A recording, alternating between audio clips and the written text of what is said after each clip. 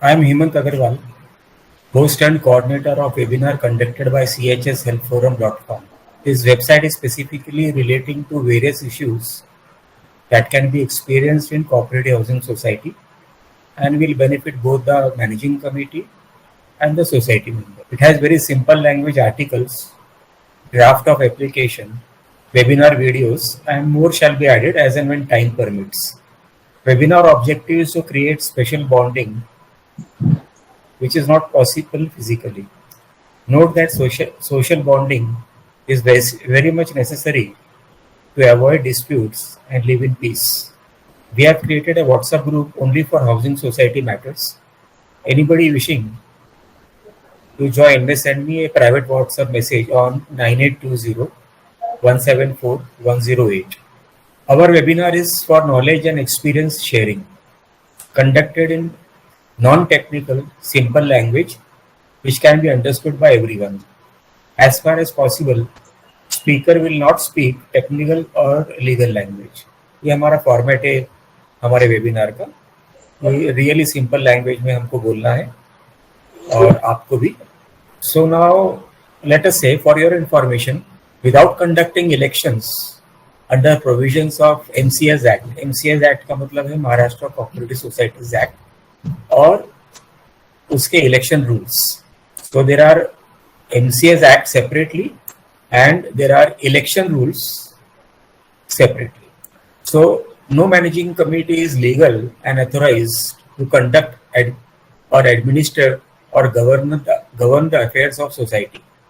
If managing committee is not elected and is still on MC seats, then the entire MC, managing committee को हमने short form में दिया हुआ है, उसको MC बोल रहे हैं ताकि समझने में और भी आसानी हो जाए. Then the entire MC is liable for criminal prosecution for cheating, fraud, misrepresenting, breach of trust, etc. Hence, election in housing societies in Maharashtra is not only compulsory but mandatory under the law. जो सबसे पहला MCS act है 1960 का है. MCS rules है 1961 का है. उसके बाद में MCS रूल्स और एक्ट कई बार मॉडिफाई हुए हैं, एमेंड हुए हैं और 2014 में 2014 में ओरिजिनल इलेक्शन रूल्स घोषित किए गए. That is called as principal election rules of 2014. उसके बाद में एमेंडेड इलेक्शन रूल्स घोषित किए गए 2019 में for E type societies. E type societies का मतलब जिसमें अप टू 250 मेंबर्स है, उनको ई टाइप सोसाइटी बोला जाता है. जो कोऑप्शन लॉज हैं, it can be done via MCS act that was amended in July 2019, came into force in July 2019. उसके बाद में एक और कोऑप्शन रूल्स घोषित किया गया, वो था 17 फरवरी 2022, मतलब लगभग 1.5 महीने पहले. That was for 250 plus member societies. मतलब जो सोसाइटी 250 मेंबर की ऊपर की है उसमें कोऑप्शन रूल्स क्या होना चाहिए उसका रूल्स घोषित किया गया 17 फरवरी 2022 को. There are no co-option rules for less than 250 member society. जैसे 250 मेंबर के ऊपर का एक ऑप्शन रूल्स घोषित किया, वैसे 250 के नीचे की मेंबर की सोसाइटी को इलेक्शन रूल घोषित नहीं किया हुआ. स्टेट कोऑपरेटिव इलेक्शन अथॉरिटी ने 2 ऑर्डर निकाले थे, एक 26/10/2018 का और एक 28/3/2019 का, जिसपे ये कहा गया था कि मिनिमम 2.5 साल क्या पुरानी हो जाएगी मैनेजिंग कमेटी तो कोऑप्शन कर सकते हैं, वो भी सिर्फ 2 मेंबर कोऑप्शन कर सकते हैं, वगैरह वगैरह वगैरह. लेकिन अब वो जो ऑर्डर था, it has no force of law, it has no legal force of law. क्यों? Because amended election rules of 2019, ये दोनों सर्कुलर थे 2018 और 19 के, लेकिन एमेंडेड इलेक्शन रूल्स उसके बाद में आए हुए हैं, जो नोटिफाई हुआ 6 अप्रैल 2021 को for E type society, that is less than 250 member society. तो ये इंपॉर्टेंट चीजें हैं, कोऑप्शन रिलेटेड सारी चीजें को अम्ब्रेला की तरह कवर करता है. अब मुद्दे की बात. मेजॉरिटी CHS मतलब cooperative housing society, majority members are not interested in contesting elections. जैसे हमने अपने देखा है सोसाइटी में कि अगर इलेक्शन घोषित होते हैं तो सब एक्साइटेड तो हो जाते हैं, लेकिन उसके अंदर से मुश्किल से 10% या 15% लोग ही नॉमिनेशन फॉर्म भरते हैं जिनको इंटरेस्ट होगा इलेक्शन लड़ने में। अब वो क्यों नहीं लड़ते? तो उनको शर्म आती है, या तो उनको किसी चीज का डर है, या तो उनकी कोई पॉपुलैरिटी नहीं है, या तो उनको ऐसा लगता है कि भाई हम इलेक्शन हार जाएंगे। ठीक है, कई लोग ऐसे भी होते हैं। कुछ लोग इलेक्शन लड़ते हैं, ज्वाइन करते हैं, लेकिन ये भी इतिहास गवाह है कि 2-4 महीने में वो फेड अप हो जाते हैं और मैनेजिंग कमेटी छोड़ देते हैं। वो बहुत ज्यादा प्रेशर आ रहा है, मेंबर परेशान कर रहे हैं, मैनेजिंग कमेटी में टेढ़ा मेढ़ा काम हो रहा है, लोग नहीं सुनते हैं, उनकी महत्वाकांक्षा, उनके एम्बिशंस, उनके इरादे फेल हो जाते हैं। कई लोग मौज मस्ती के लिए मैनेजिंग कमेटी में ज्वाइन तो कर लेते हैं, लेकिन मैनेजिंग कमेटी में मीटिंग्स में ज्वाइन नहीं करते। 3 मीटिंग ज्वाइन नहीं किया तो अपने आप ही डिस्क्वालीफाइड हो जाते हैं। कई मेंबर ऐसे भी होते हैं एरोगेंट और एग्रेसिव मेंबर जो अरेस्टेड भी हो जाते हैं, जेल्ड भी हो जाते हैं, और इसी कारण वो एमसी की meeting 3 meeting non stop attend नहीं कर पाते हैं और डिस्क्वालीफाई हो जाते हैं। तो ऐसी सूरत में व्हेन सच थिंग्स हैपन, ऐसी सूरत में जो वैकेंसी क्रिएट हुई है मैनेजिंग कमेटी सीट्स की, रिजिग्नेशन के कारण या मेंबर के मरने के कारण या मेंबर के रिजाइन करने के कारण, 3-4 कारण है मैनेजिंग कमेटी को वैकेंसी क्रिएट होने के लिए। मैं रिपीट कर देता हूँ। Managing committee option is possible only when somebody resigns, somebody dies, somebody gets disqualified, or somebody may get debarred under section 76 or 70, under section 75 or 76 or under 82 और under 88। ये सब 4-5 सेक्शन है जिसके अंडर में पुराना मैनेजिंग कमेटी रह चुका है, उसने नया कॉन्टेस्ट किया, जीत गया, आ गया, लेकिन ऑर्डर बाद में निकलता है, तो ये सारे सेक्शन से भी वो डीबार भी हो सकता है। सो ऐसे सब जब चीजें होती हैं और ये वैकेंट एमसी सीट्स हो जाते हैं तो they are called as casual vacancies which can be filled up by co-opting other interested members. Election for casual vacancies is now not allowed in CHS. Hence, law was made for filling up casual vacancies by way of co-option. Society में एक बार election हो गया तो जब तक वो total committee dissolve नहीं हो जाती या डिबार नहीं हो जाता है या नेक्स्ट इलेक्शन नहीं होता है, तब तक बीच में कोई भी इलेक्शन नहीं हो सकता। इसीलिए जो कैजुअल वैकेंसीज होती है उसके लिए इलेक्शंस नहीं किए जा पाएंगे। इसीलिए कानून में ये प्रोविजन किया गया, प्रावधान किया गया कि भाई कैजुअल वैकेंसीज को भरने के लिए कोऑप्शन प्रोसीजर्स करा जाए। Strategically co-option in a way is an indirect way of entering managing committee without elections. This can be properly and shrewdly planned by a group of people who want to contest and yet they find it short to make up a team and then negotiate with other groups. जैसे आपको पता होगा कि society में groups बन जाते हैं elections के टाइम पे, उसका 10 का ग्रुप बना, उसका 5 का ग्रुप बना, उनको कॉमन सिंबल्स वगैरह भी अलॉट हो जाते हैं। ये कई चीजें हैं जो सोसाइटी में होती है। तो जब ऐसा एक ग्रुप को लगता है कि नहीं हमारे पास पूरी टीम नहीं है, तो वो दूसरे टीम से नेगोशिएट करता है, डमी कैंडिडेट्स को खड़ा करता है इलेक्शंस के लिए और उनको 2-4 महीने के बाद में बोलता है कि अभी आप रिजाइन कर दो क्योंकि आपको काम करना नहीं था, आपको ओरिजिनली इलेक्शन पे आना नहीं था, वगैरह वगैरह।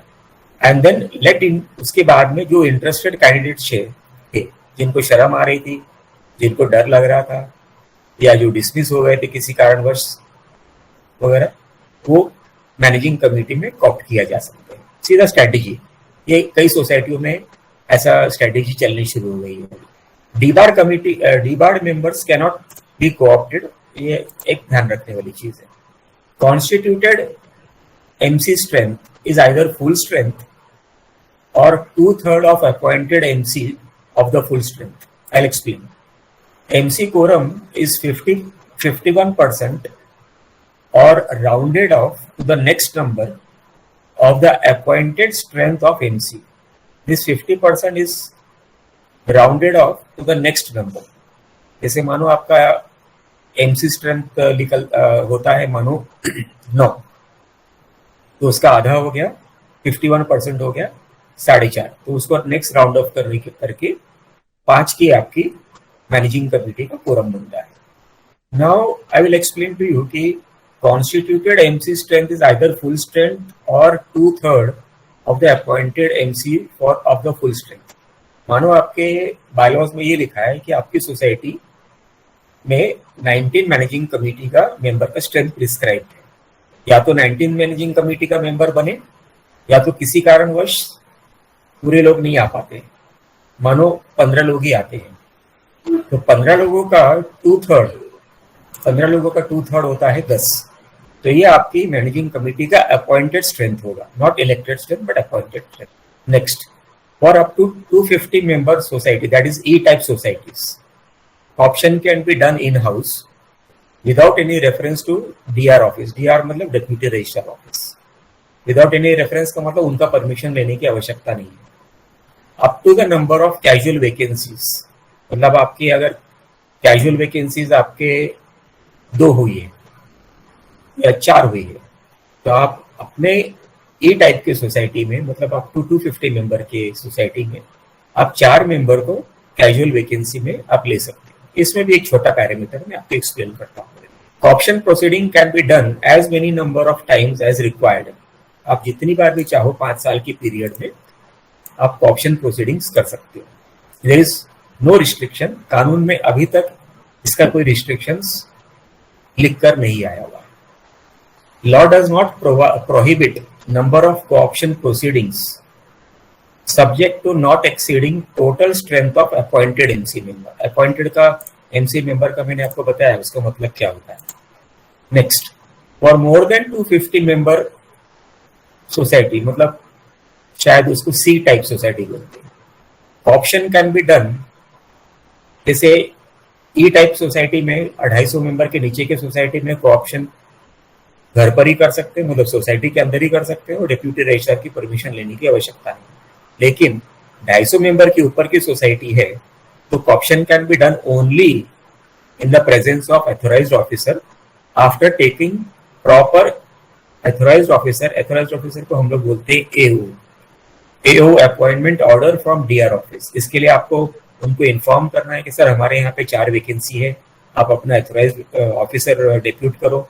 वो अपने ऑथराइज्ड ऑफिसर अपने खुद के सिग्नेचर के अंडर में मैनेजिंग कमेटी नोटिस इश्यू करेगा और फिर उस मीटिंग में वो प्रिसाइड करेगा और फिर मैनेजिंग कमेटी के जो बाकी मेंबर्स हैं वो उस कमेटी में ऑप्शन प्रोसीडिंग्स कर सकते हैं. Option proceedings will not be done before general body meeting. AGM में नहीं होता है और एसजीएम में भी नहीं हो सकता.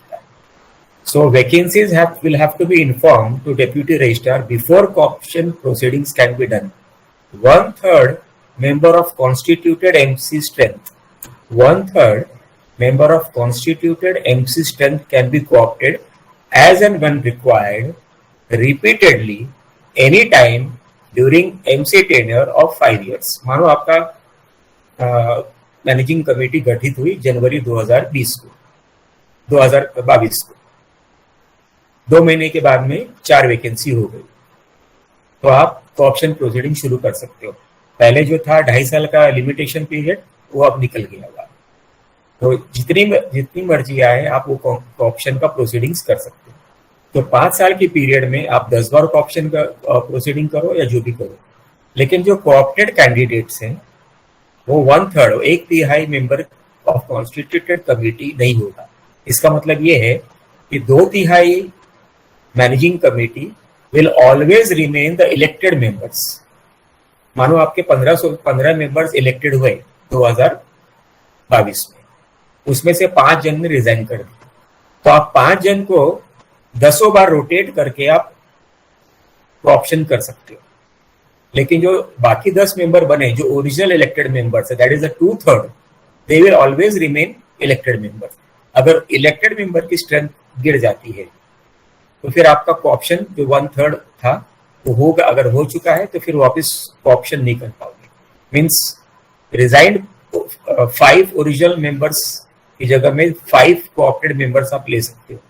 लेकिन रिजाइंड ओरिजिनल 7 मेंबर्स के अगेंस्ट में आप 7 कोऑप्टेड मेंबर्स नहीं ले सकते हो, ओनली 5 कोऑप्टेड मेंबर्स ले सकते हो। एक्ट के हिसाब से co-opted members are referred as nominated candidates by MC and not elected candidates. Elected candidates वो है जिसमें आप वोट वगैरह डालते हो, सारा प्रोसीजर करते हो, उसको इलेक्टेड कैंडिडेट्स करते हैं।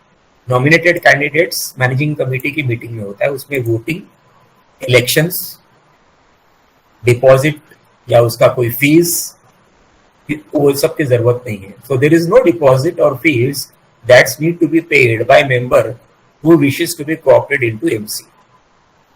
Member wishing to be co-opted does not have to fight elections. There is no fear. There is no shame of losing. There is no nervousness. There is no popularity required. अभी एक technical चीज है यहाँ पे, ये तो co-option का proceedings 250 member के ऊपर के सोसाइटी का बता दिया, तो लेकिन वो था सिर्फ कैजुअल वैकेंसीज के लिए। अब आते हैं वैकेंट सीट्स के लिए। आपकी सोसाइटी का टोटल स्ट्रेंथ होना चाहिए था 19 मेंबर, लेकिन आपके सोसाइटी में इलेक्टेड स्ट्रेंथ हुए 15 मेंबर्स। अब बाकी के 4 वो वैकेंट सीट बने रहेंगे। लेकिन इलेक्शन रूल में अभी तक इसका वर्णन नहीं किया गया है कि ये वैकेंट सीट्स भी कोऑप्शन के माध्यम से आप फिल कर सकते हो या निकल सकते हो। कैजुअल वैकेंसीज का दिया हुआ है, that is no doubt, but there is no provision for vacant seats. तो मेरा व्यू ऐसा है कि there is no illegality to fill up such vacant seats also by way of co-option. Co-option is possible for vacant seats under section 154B19 subsection 4 as applicable from July 2019 onwards. Co-option proceedings can be conducted up to the strength of appointed MC strength. This does not mean that co-option can be done for entire MC strength. मैंने आपको पहले बताया elected strength कितना होता है, appointed strength कितना है, को-ऑप्शन कितना कर सकते हैं, एक्सप्लेन कर दूंगा। इफ एग्जिस्टिंग मेंबर हैज रिजाइन्ड और इज डिबार्ड और इज एक्सपायर्ड और इज डिसमिस्ड और disqualified continuously for not attending 3 MC meetings, then vacancies arise with that. If there are available vacant seats in a newly constituted MC, then co-option proceedings can be done in the next MC meeting chaired by CM.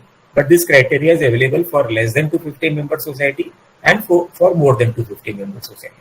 इसके दोनों कानून अलग अलग है। Co-option for vacant seats can be done from the same category candidates.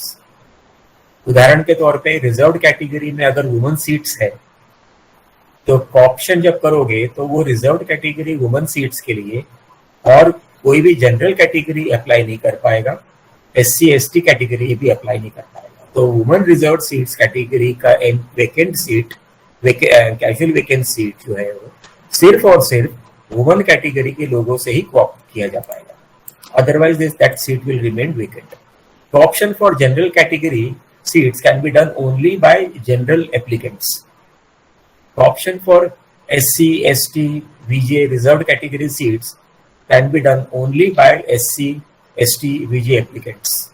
If reserved category applicants are not available, then other category applicants cannot fill seats for reserved category. If any category applicants are not available, then such seats will remain empty till such category applicants come forward or are available. उदाहरण के तौर पे 2022 में election हुआ, vacancies वगैरह हुई, उस समय वो कैटेगरी की सीट अवेलेबल नहीं है या वैकेंट हो गई है। 2023 में नए मेंबरशिप एप्लीकेशंस आते हैं और वो इस कैटेगरी का आ जाता है और वो अप्लाई करता है, तो तब आप उसको ऑप्शन कर सकते हैं। मैंने जैसे पहले बताया आपको कि वो ऑप्शन आप कितनी बार भी कर सकते हो। 5 साल के एमसी टेन्योर मैनेजिंग कमेटी के कार्यकाल में आप कभी भी कर सकते हो, उसका कोई बंदिश कानून में इस समय नहीं दिया हुआ। आपको पता है कानून बदली होता रहता है, लेकिन आज जो कानून की पुस्तक है, किताब है, लॉ की बुक है, उसमें ये नहीं दिया हुआ। So you can do as many number of times as possible, subject to category of those casual vacancy seats. Option proceedings can be done only by managing committee in a duly called managing committee meeting. लेकिन जब ये co-option proceedings होगा तब managing committee का minimum quorum होना compulsory है। आपको पता ही है कि मैनेजिंग कमेटी का अगर कोरम नहीं है तो आप मैनेजिंग कमेटी मीटिंग कंडक्ट नहीं कर सकते। So such MC meeting must consist of minimum prescribed quorum as may be applicable. If MC does not have quorum on managing committee meeting date, then co-option proceedings cannot be conducted. जो co-opted candidate होगा उसका tenure, उसका term, उसका कार्यकाल भी existing, आज के दिन का एग्जिस्टिंग मैनेजिंग कमेटी के बराबर ही होगा। मतलब अगर मैनेजिंग कमेटी 2022 में इलेक्ट हुई है और उसका टर्म खत्म होता है 2022 प्लस 2027 में, तो कॉप्टेड कैंडिडेट जो है वो 2027 तक कंटिन्यू करता रहेगा। अभी एक मजेदार चीज ऐसी है कि जिस मैनेजिंग कमेटी का टर्म खत्म हो गया हुआ, बीच में ऐसा हुआ है कि टर्म खत्म हो गया है लेकिन वो कंटिन्यू करे जा रहे हैं, लेकिन जिस मैनेजिंग कमेटी का टर्म खत्म हो गया है वो कोऑप्शन प्रोसीडिंग्स नहीं कंडक्ट कर सकता, that will be illegal. They are sort of classified as caretaker committee till next committee comes in and proper handover charge is done. अभी एक प्रश्न ऐसा उठता है कि कोऑप्शन प्रोसीडिंग्स AGM यानी एनुअल जनरल बॉडी मीटिंग या SGM special general body meeting में कर सकते हैं या नहीं कर सकते, तो क्यों नहीं कर सकते या कर सकते हैं होता है। जनरल बॉडी मीटिंग में कोऑप्शन नहीं हो सकता है। क्यों नहीं हो सकता है कि कोऑप्शन का जो प्रोसीडिंग्स है it is classified as an administrative and governance function under section 73(1) read with section 154B bracket 9, further read with section 2 bracket 20. Administrative and governance functions authority can be exercised only and only by MC and never ever by GB. Hence, co-option can be done only in a duly called MC meeting via prior 3-day notice agenda resolution. आपको ये पता ही होगा कि managing committee की meeting के लिए 3 दिन का नोटिस पीरियड चाहिए होता है। आई थिंक बायलॉ नंबर 131 से 133 में ये लिखा हुआ है। तो आपको नोटिस देना है, 3 दिन का नोटिस एजेंडा देना है, मीटिंग करना है, ऑप्शन प्रोसीडिंग करना है। मेजोरिटी MC मेंबर्स अगर वो रेजोल्यूशन पास कर देते हैं तो वो जो ऑप्शन कैंडिडेट है उसको आप ऑप्ट कर सकते हैं। Option proceedings for up to 250 member society can be done in-house. Co-option proceedings for over 250 member society can be done only by authorized officer appointed by DR office. MC resolutions have absolute discretion which member to select or appoint or reject into the managing committee. इसका मतलब ये हुआ कि managing committee के पास में absolute soul discretion है, authority है कि किस मेंबर को कोऑप्ट करें, अपॉइंट करें या रिजेक्ट करें। आप वो मेंबर ये नहीं बोल सकता कि मेरा नंबर था, आप मुझे अपॉइंट करना ही करना पड़े, रिजेक्ट करना। This discretion, this authority is given only to the managing committee. वो क्यों दिया हुआ है? क्योंकि उसके पास एडमिनिस्ट्रेटिव और गवर्नेंस अथॉरिटी है। जो सेक्शन मैंने आपको बताया 73(1) वगैरह। Proposed co-opted member has no right whatsoever to demand co-option into the MC. GB has no right.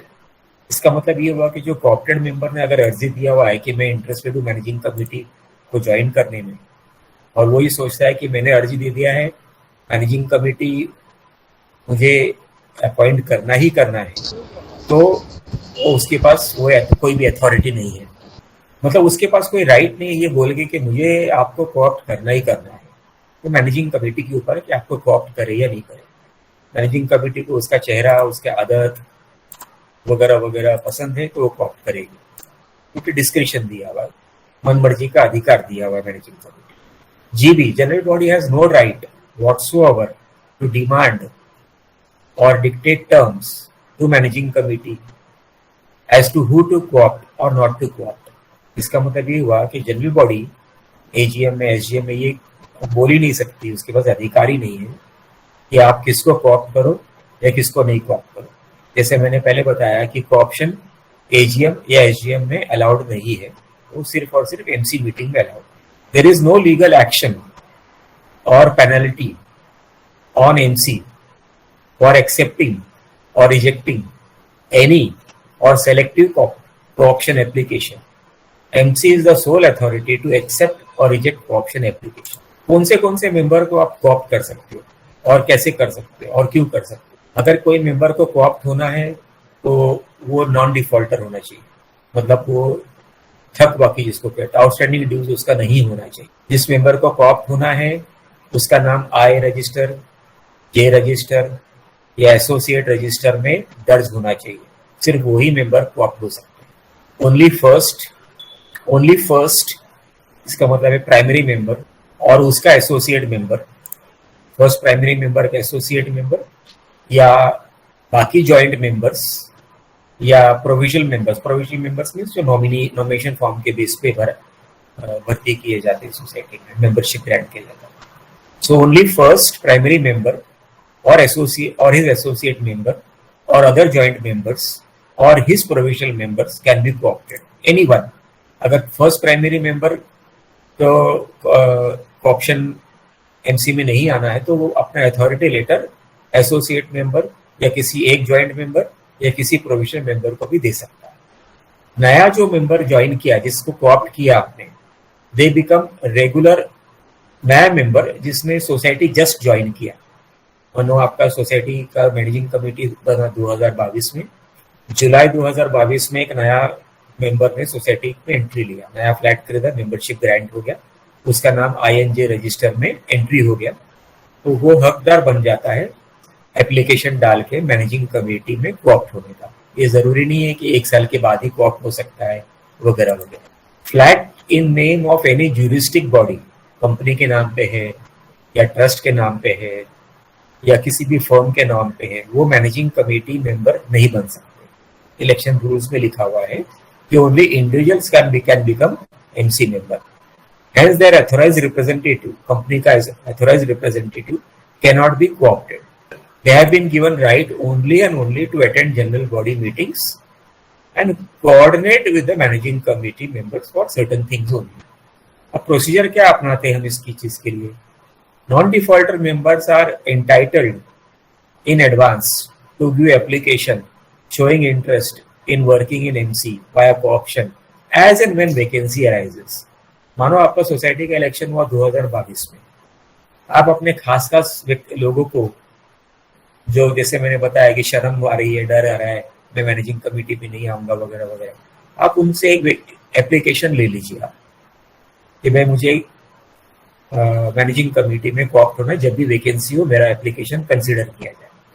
ये बैकडोर तरीका है बिगर इलेक्शन के मैनेजिंग कमेटी में एंट्री करने का. तो नॉन डिफॉल्टर होना चाहिए वो मेंबर, नॉन डिबार्ड मेंबर होना चाहिए, जैसे मैंने बताया सेक्शन 75, 76, 82, 88 वगैरह में डिबार नहीं होना चाहिए. 5 साल के लिए डिबारमेंट का प्रोविजन है ये सब सेक्शंस में. तो उनका एप्लीकेशन ले लिया और अपने पास में रख दिया, फिर वो एप्लीकेशन को बाद में मैनेजिंग कमेटी में जब भी कभी वैकेंसी होती है एप्लीकेशन निकाला, कंसीडर किया और co-opt कर लिया. और अगर ये एप्लीकेशंस नहीं है आपके पास में पहले से, तो मैनेजिंग कमेटी में रेजोल्यूशन पास करो कि भाई 2 वैकेंसी हुई है, हमको co-opt करना चाहिए. नोटिस बोर्ड में हम पब्लिश करेंगे notice inviting application from non defaulter members who are interested in working in MC via co-option as and when vacancy arises. आप ये भी मैनेजिंग कमेटी ये भी प्रोसेस कर सकती है.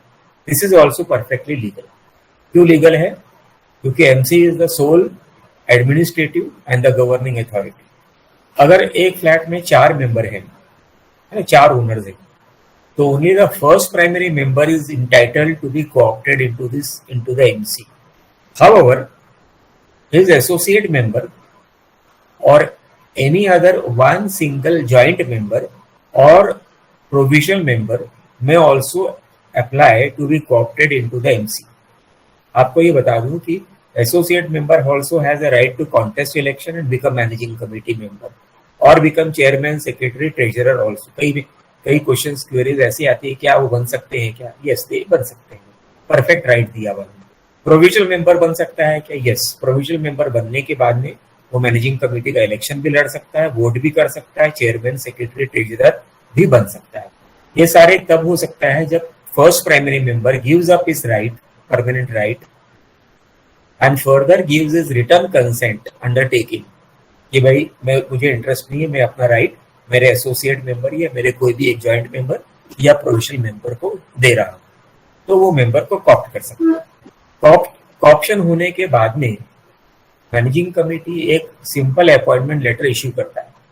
Mister Anil Sharma, as on date you are appointed as managing committee member by way of co-option in managing committee meeting held on so and so date via resolution number so and so.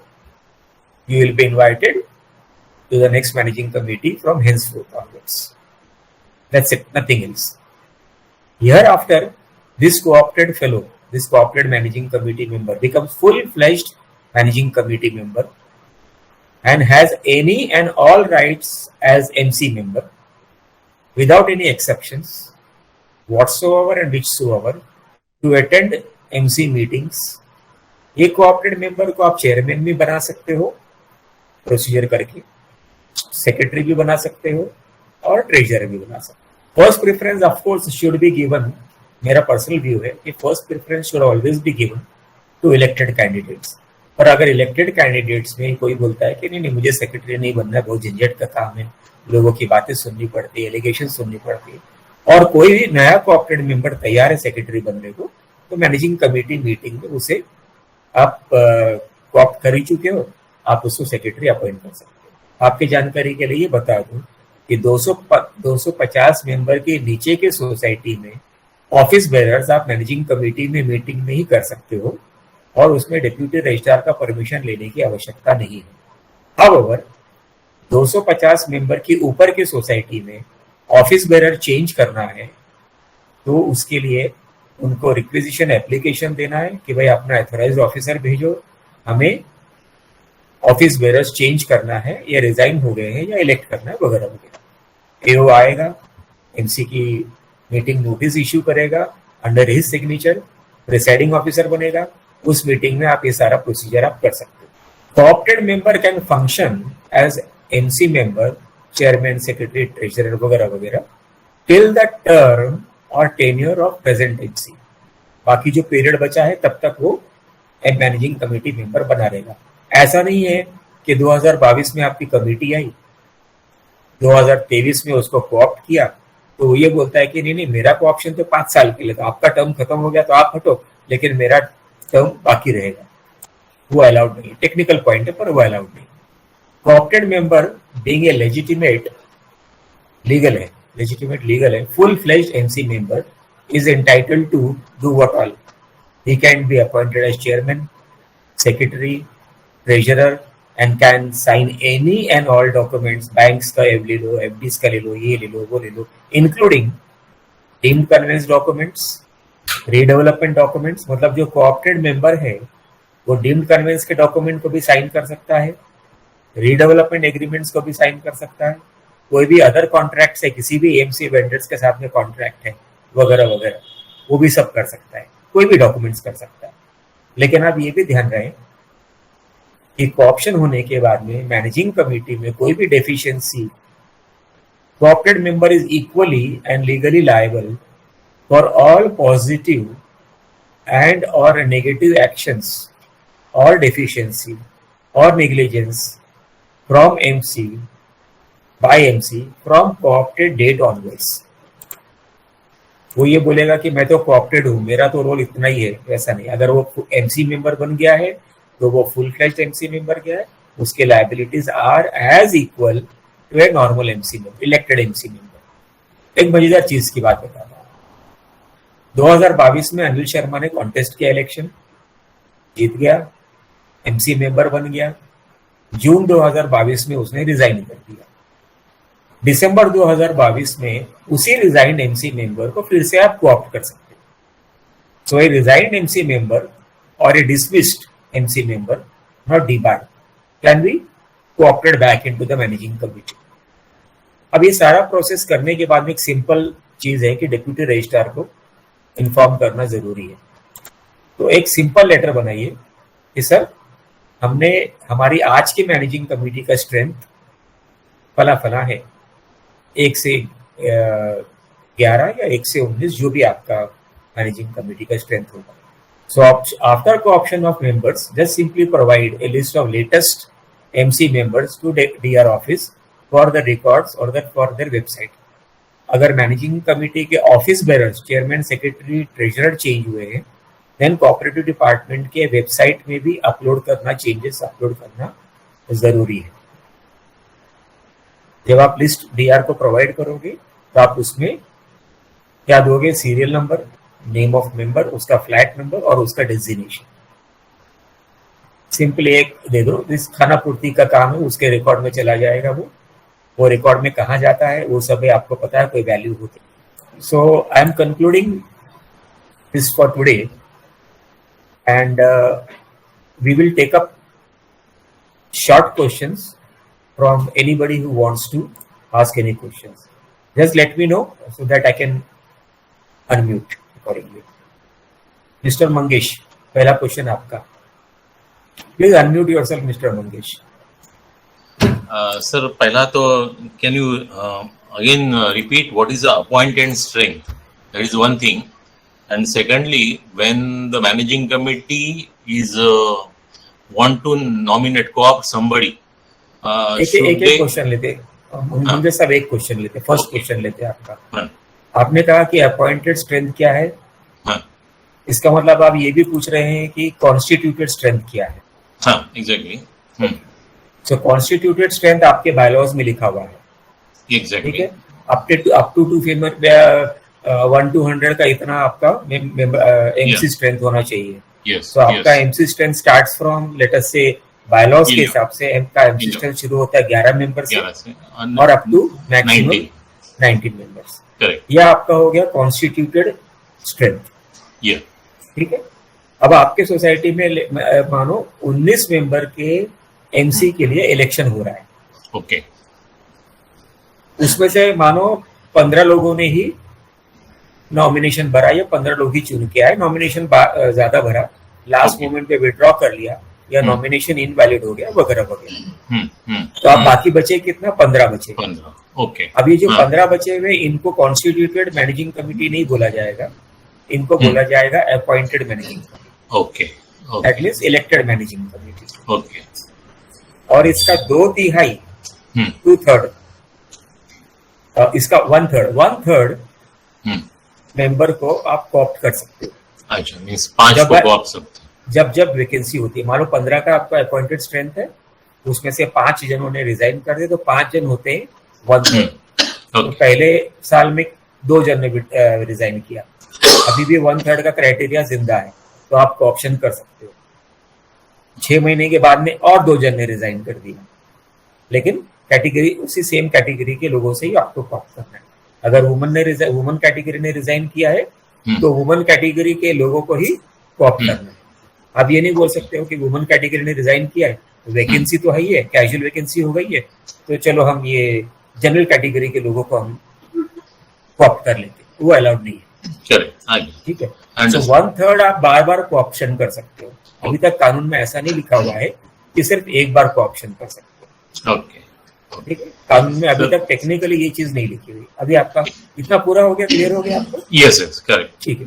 Second one, जमी managing committee is want to co-opt somebody XYZ, should they declare in their agenda while conveying that 3 days notice?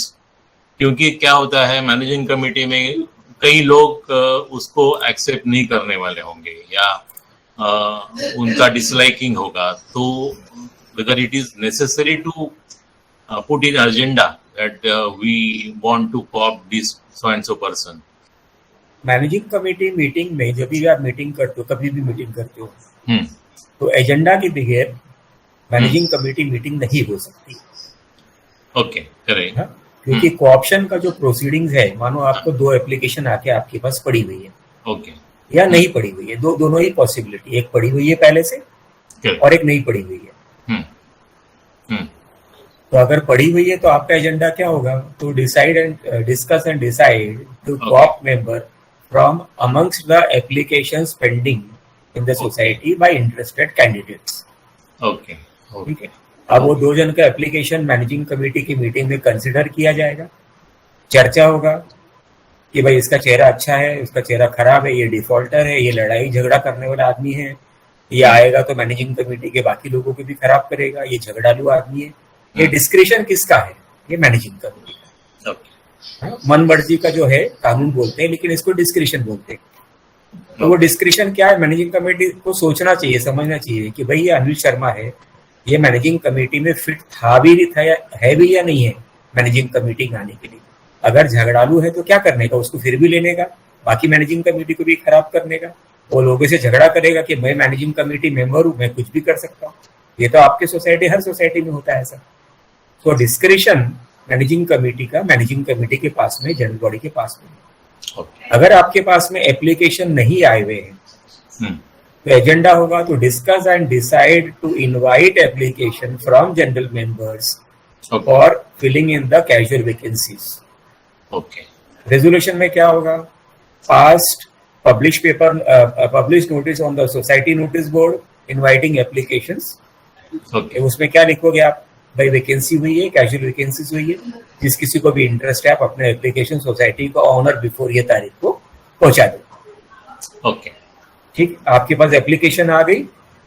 अब आप वो application आपके आते वाले managing committee meeting में, जो आपको मैंने पहले बताया था एजेंडा, वैसा वाला एजेंडा डाल के कंसिडर करो और आप कॉप्ट कर लो। उस मीटिंग में वो कोऑप्टेड मेंबर अटेंड नहीं हो सकता है, क्योंकि एमसी मीटिंग में एग्जिस्टिंग एमसी मेंबर ही कॉप्ट हो सकता है। आप ये बोलोगे कि मैंने अभी कॉप्ट कर लिया ना, आपको 5 मिनट के बाद में उसको बुला लो, ठीक है, वो नहीं हो सकेगा। आपको नेक्स्ट मीटिंग से उसको बुलाना है, लेकिन अगले दिन उसको अपॉइंटमेंट लेटर दे देना है। और अगले दिन डीआर के ऑफिस में भी अहवाल ऑर्डर रिपोर्ट दे देना है कि साहब हमारा आज का दिन का मैनेजिंग कमेटी का स्ट्रेंथ ये एक्सप्लेन करना है। लेक्चर देने की आवश्यकता नहीं है managing committee to the deputy registrar, ठीक है। उनका डीआर के अधिकार में भी नहीं है आपका ये लेक्चर सुनने का, और ना उसके पास टाइम होता है। ठीक है sir? Sir thank you sir. Sir ये जो सेक्शंस आपने बताए ना, वो जरा रिपीट करके या व्हाट्सएप पर उनसे भेजेंगे तो अच्छा है फॉर स्टडी पर्पस। सेक्शन के बारे में अभी मैं रिपीट नहीं करूंगा, क्योंकि हमारे पास उतना वक्त भी नहीं होगा। ठीक है। आप काफी लोगों के क्वेश्चन चैट बॉक्स में भी पड़े हुए हैं, मैं पहले 1 to 1 ले लेता हूँ, फिर आगे बढ़ते। मिस्टर चेतन राठौड़, आपका नेक्स्ट क्वेश्चन। यस हेमंत जी, धन्यवाद, आपने काफी अच्छे से क्वेश्चन कराया। मेरी क्वेरी ये है कि हमारी सोसाइटी में जैसे कि 13 मेंबर्स होने चाहिए कॉन्स्टिट्यूशनल, एंड इलेक्टेड मेंबर, यानी जो भी इलेक्शन हुआ था उस टाइम 9 मेंबर थे, 9 मेंबर इलेक्ट हुए थे, और वो ऑथराइज मैनेजिंग कमेटी थी। Out of that during time approximately 4 साल चला है, पर उसमें कम होते होते 3 मेंबर्स रिजाइन हो गए, और अभी जस्ट रिसेंटली हमने कॉप का प्रोसीडिंग किया है, और वो प्रोसीडिंग मैनेजिंग कमेटी में भी लिया था, बट स्ट्रांगली जब हमारी अभी एनुअल जनरल बॉडी मीटिंग थी 27 तारीख को, उसमें भी लिया और उसमें भी सबने अप्रूवल दे दिया है, तो वो लीगल नहीं रहेगा? ऑप्शन का प्रोसीडिंग जैसे मैंने अपने लेक्चर में बताया कि जनरल बॉडी में बताने की आवश्यकता नहीं है, ना उनका परमिशन लेने की आवश्यकता। वो कैसा है कि हर जन अपना अपना मर्जी का करता है। आपने भी किया, चलो ठीक है, आपने ये सोचा कि जनरल बॉडी को बता दे या उसका परमिशन ले ले, लेकिन उसका अधिकार नहीं है ये सब चीजों का। अपने अपने अधिकार में रह कर ही काम किया जाता है कानून के हिसाब से। अगर मानो आप जनरल बॉडी के सामने जाते हैं, आपने ऑप्शन प्रोसीडिंग मैनेजिंग कमेटी की मीटिंग में कर लिया, 2 मेंबर को अपॉइंट कर लिया, ठीक है। आप जनरल बॉडी के पास में गए कि भाई हमने एक ऑप्शन कर लिया, जनरल बॉडी बोलता है नहीं, एक ऑप्शन नहीं करने का, गलत है, इसको हटा दो। अब आप क्या करोगे सर जी? ये भी बात सही है, ठीक है। बट हमने इसीलिए ये जो पावर दिया हुआ है ये सिर्फ और सिर्फ एमसी को दिया हुआ है, जनरल बॉडी को नहीं दिया हुआ है। जनरल बॉडी में आप मीटिंग में, एक मिनट, जनरल बॉडी के मीटिंग में 100 मेंबर आते हैं, ठीक है। उसमें से 10 आदमी बोलता है हाथ उठा के कि मैं इंटरेस्टेड हूं, मेरे को कोऑप्ट करो, ठीक है। आप वही का वही कोऑप्ट करोगे। आप कैसे चेक करोगे कि वो डिसमिस्ड है या डिस्क्वालिफाइड है या डिफॉल्टर है या गुंडा है, ये क्या है? कौन डिसाइड करता है? जनरल बॉडी डिसाइड करती है। जनरल बॉडी को जो डिसाइड करने का अधिकार था वो सिर्फ और सिर्फ इलेक्शन के दिन था, बाकी राइट खत्म हो जाता है उसका। सबको अपना अपना अधिकार है। अभी आपकी ट्रांसफर फाइल है, मेंबरशिप के ट्रांसफर फाइल है, आपकी मानो 150 मेंबर की सोसाइटी है, तो ट्रांसफर फाइल चेक करने का अधिकार किसको है? सेक्रेटरी को, एमसी को है, सेक्रेटरी को है मतलब। अब सेक्रेटरी बोलता है नहीं नहीं, ये हम जनरल बॉडी के सामने रखेंगे। तो आप एक काम करिएगा, वो जो ट्रांसफर फाइल है आपके जो 150 मेंबर के सोसाइटी में जो 75 लोग ने अटेंड किया, सबको घुमाइए फिराइए, सबके पास 5-5 मिनट भी रहेगा, 50 मेंबर के सामने 5-5 मिनट भी रहेगा, तो कितने मिनट्स हो जाते हैं? 250 मिनट्स हो जाते हैं। मतलब आप चार फाइल है तो आप 10 घंटा खर्चा करोगे उसमें।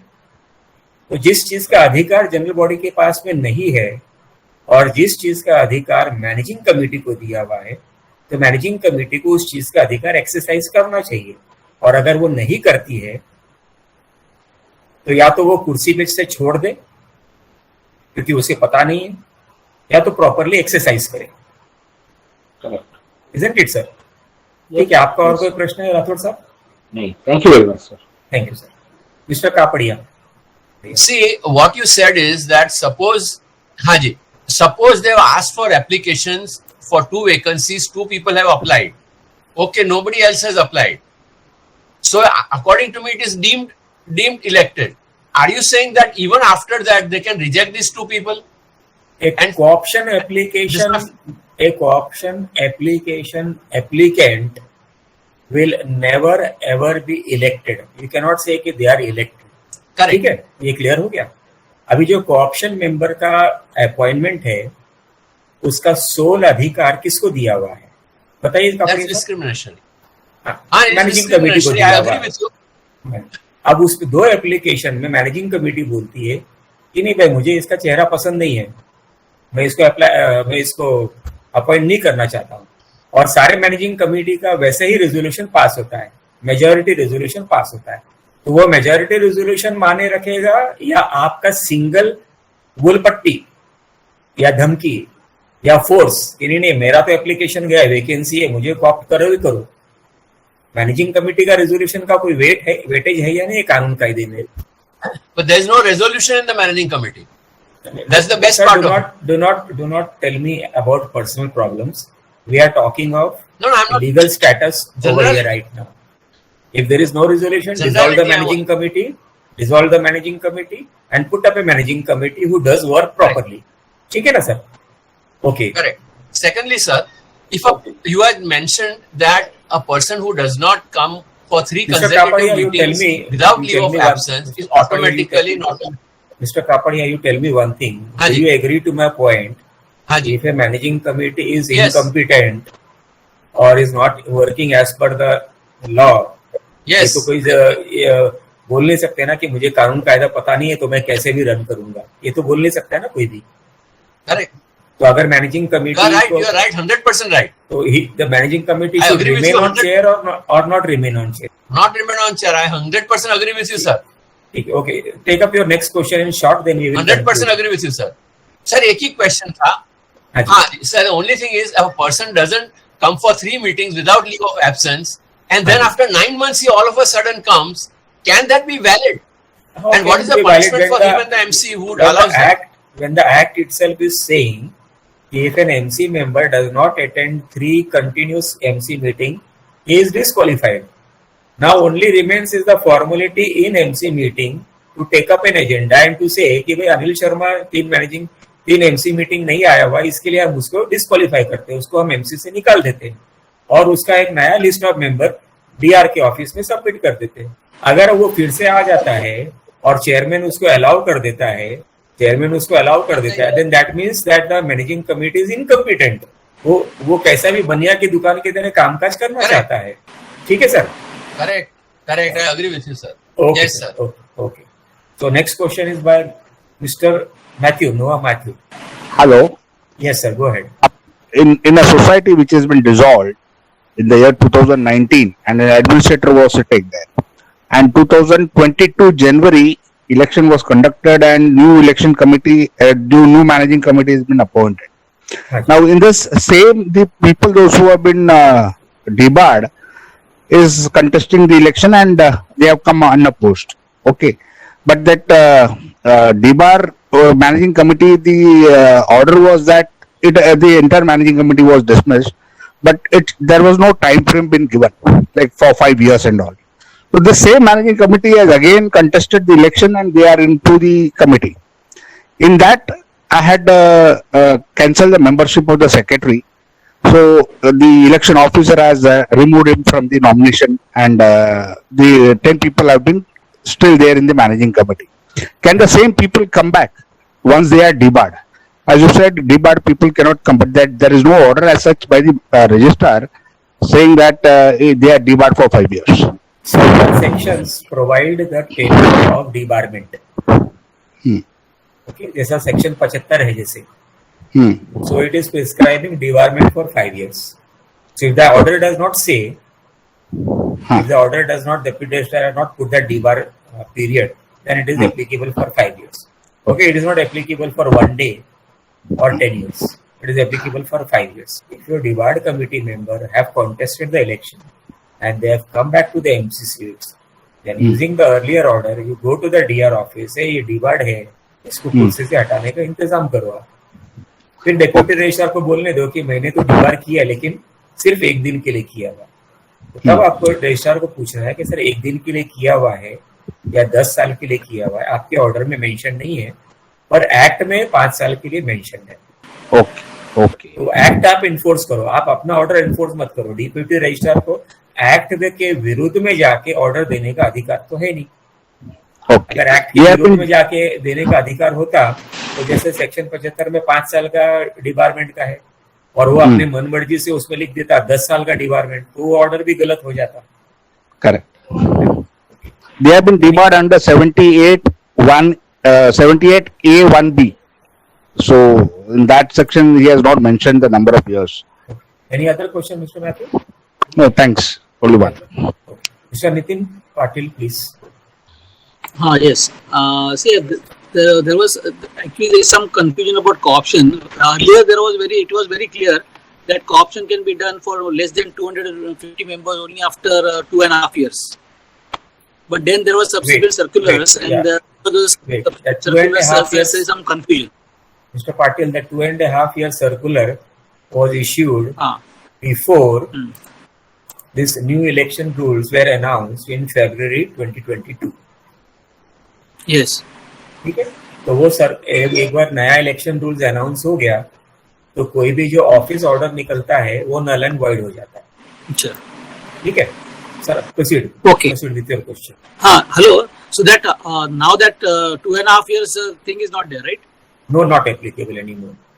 They have to issue a fresh order.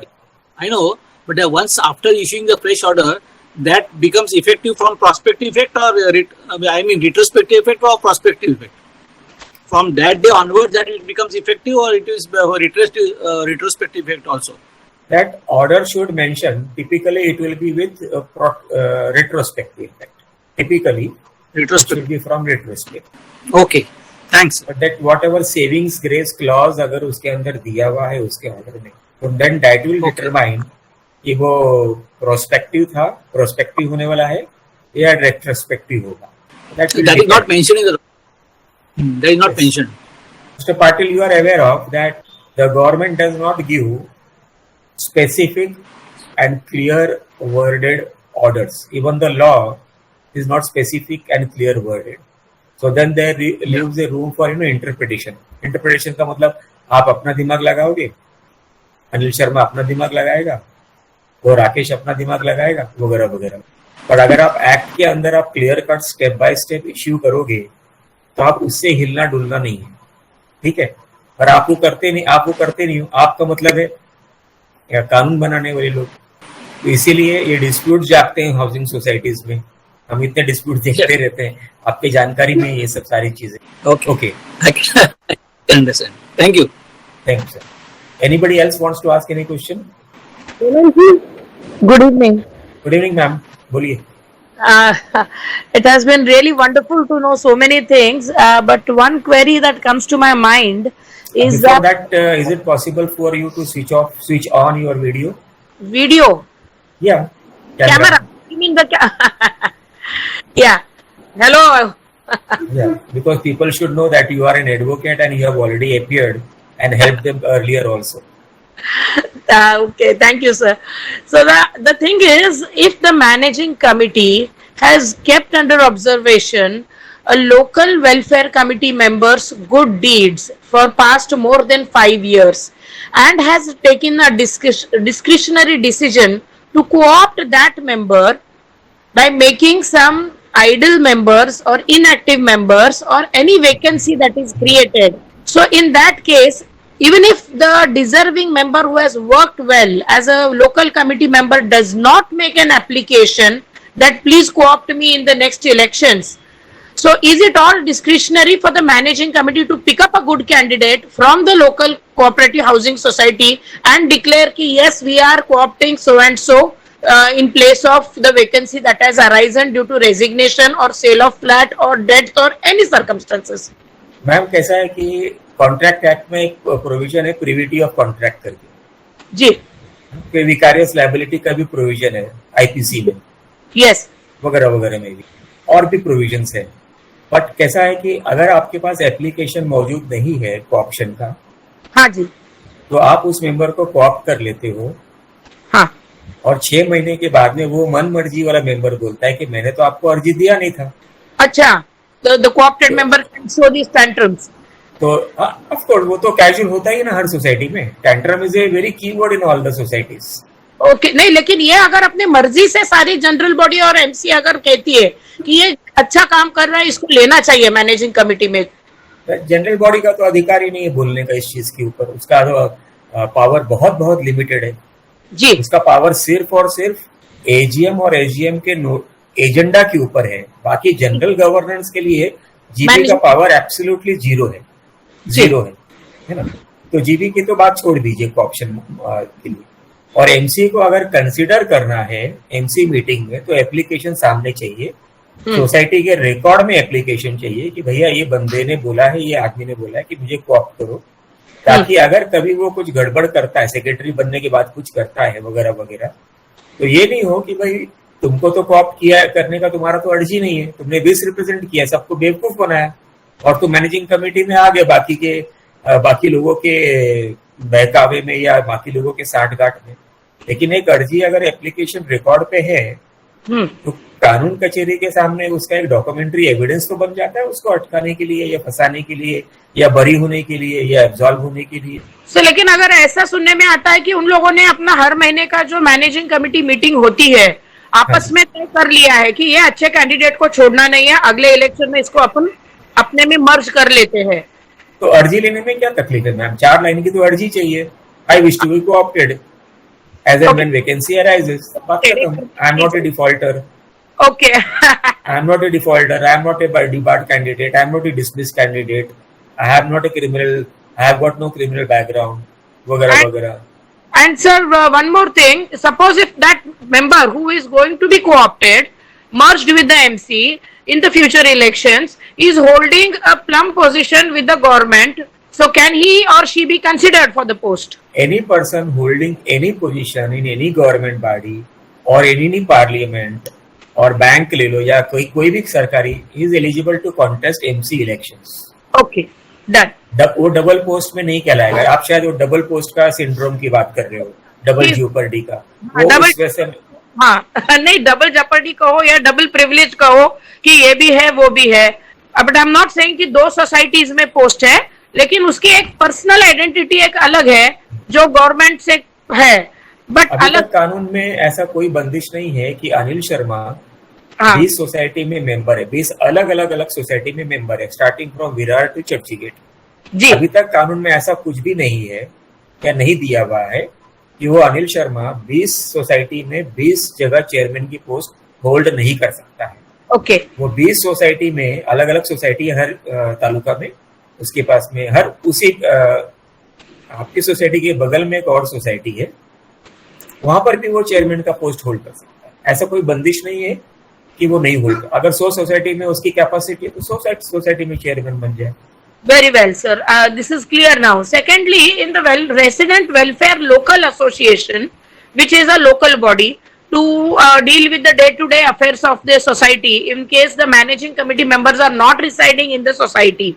So that welfare association local committee is consisting of 5 members, out of which 3-4 have earned bad name because of their whatever nature, behavior, rudeness or harshness shown to the residents. बहुत complaints है.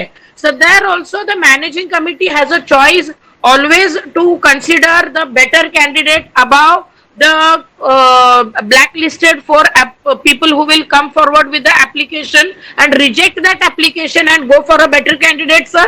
You are talking of either an association or a federation, but not necessarily a cooperative housing society. See, managing committee is above the resident welfare association, and definitely it is the co-option कहाँ पे करना है? Association में करना है या federation में करना है या सीएचएस में करना है? Managing committee of the CHS. CHS में को-ऑप्शन तो पॉसिबल है. हाँ. There is no hitch. पर एसोसिएशन बॉडी में और फेडरेशन बॉडी में को-ऑप्शन पॉसिबल नहीं होता है. नहीं, उधर करना ही नहीं है. मैनेजिंग कमिटी में अगर मैनेजिंग कमिटी ने अगर चॉइस रखा कि good candidate and bad candidate, इनमें से किसे चूज किया जाए, तो definitely they have the discretionary power to go with a better candidate. Use the word sole discretion. Sole discretion, correct. Thank you. अगर सोल डिस्क्रिशन बोला, हाँ जी, तो बाकी जीबी का रोल कट आउट हो जाता है.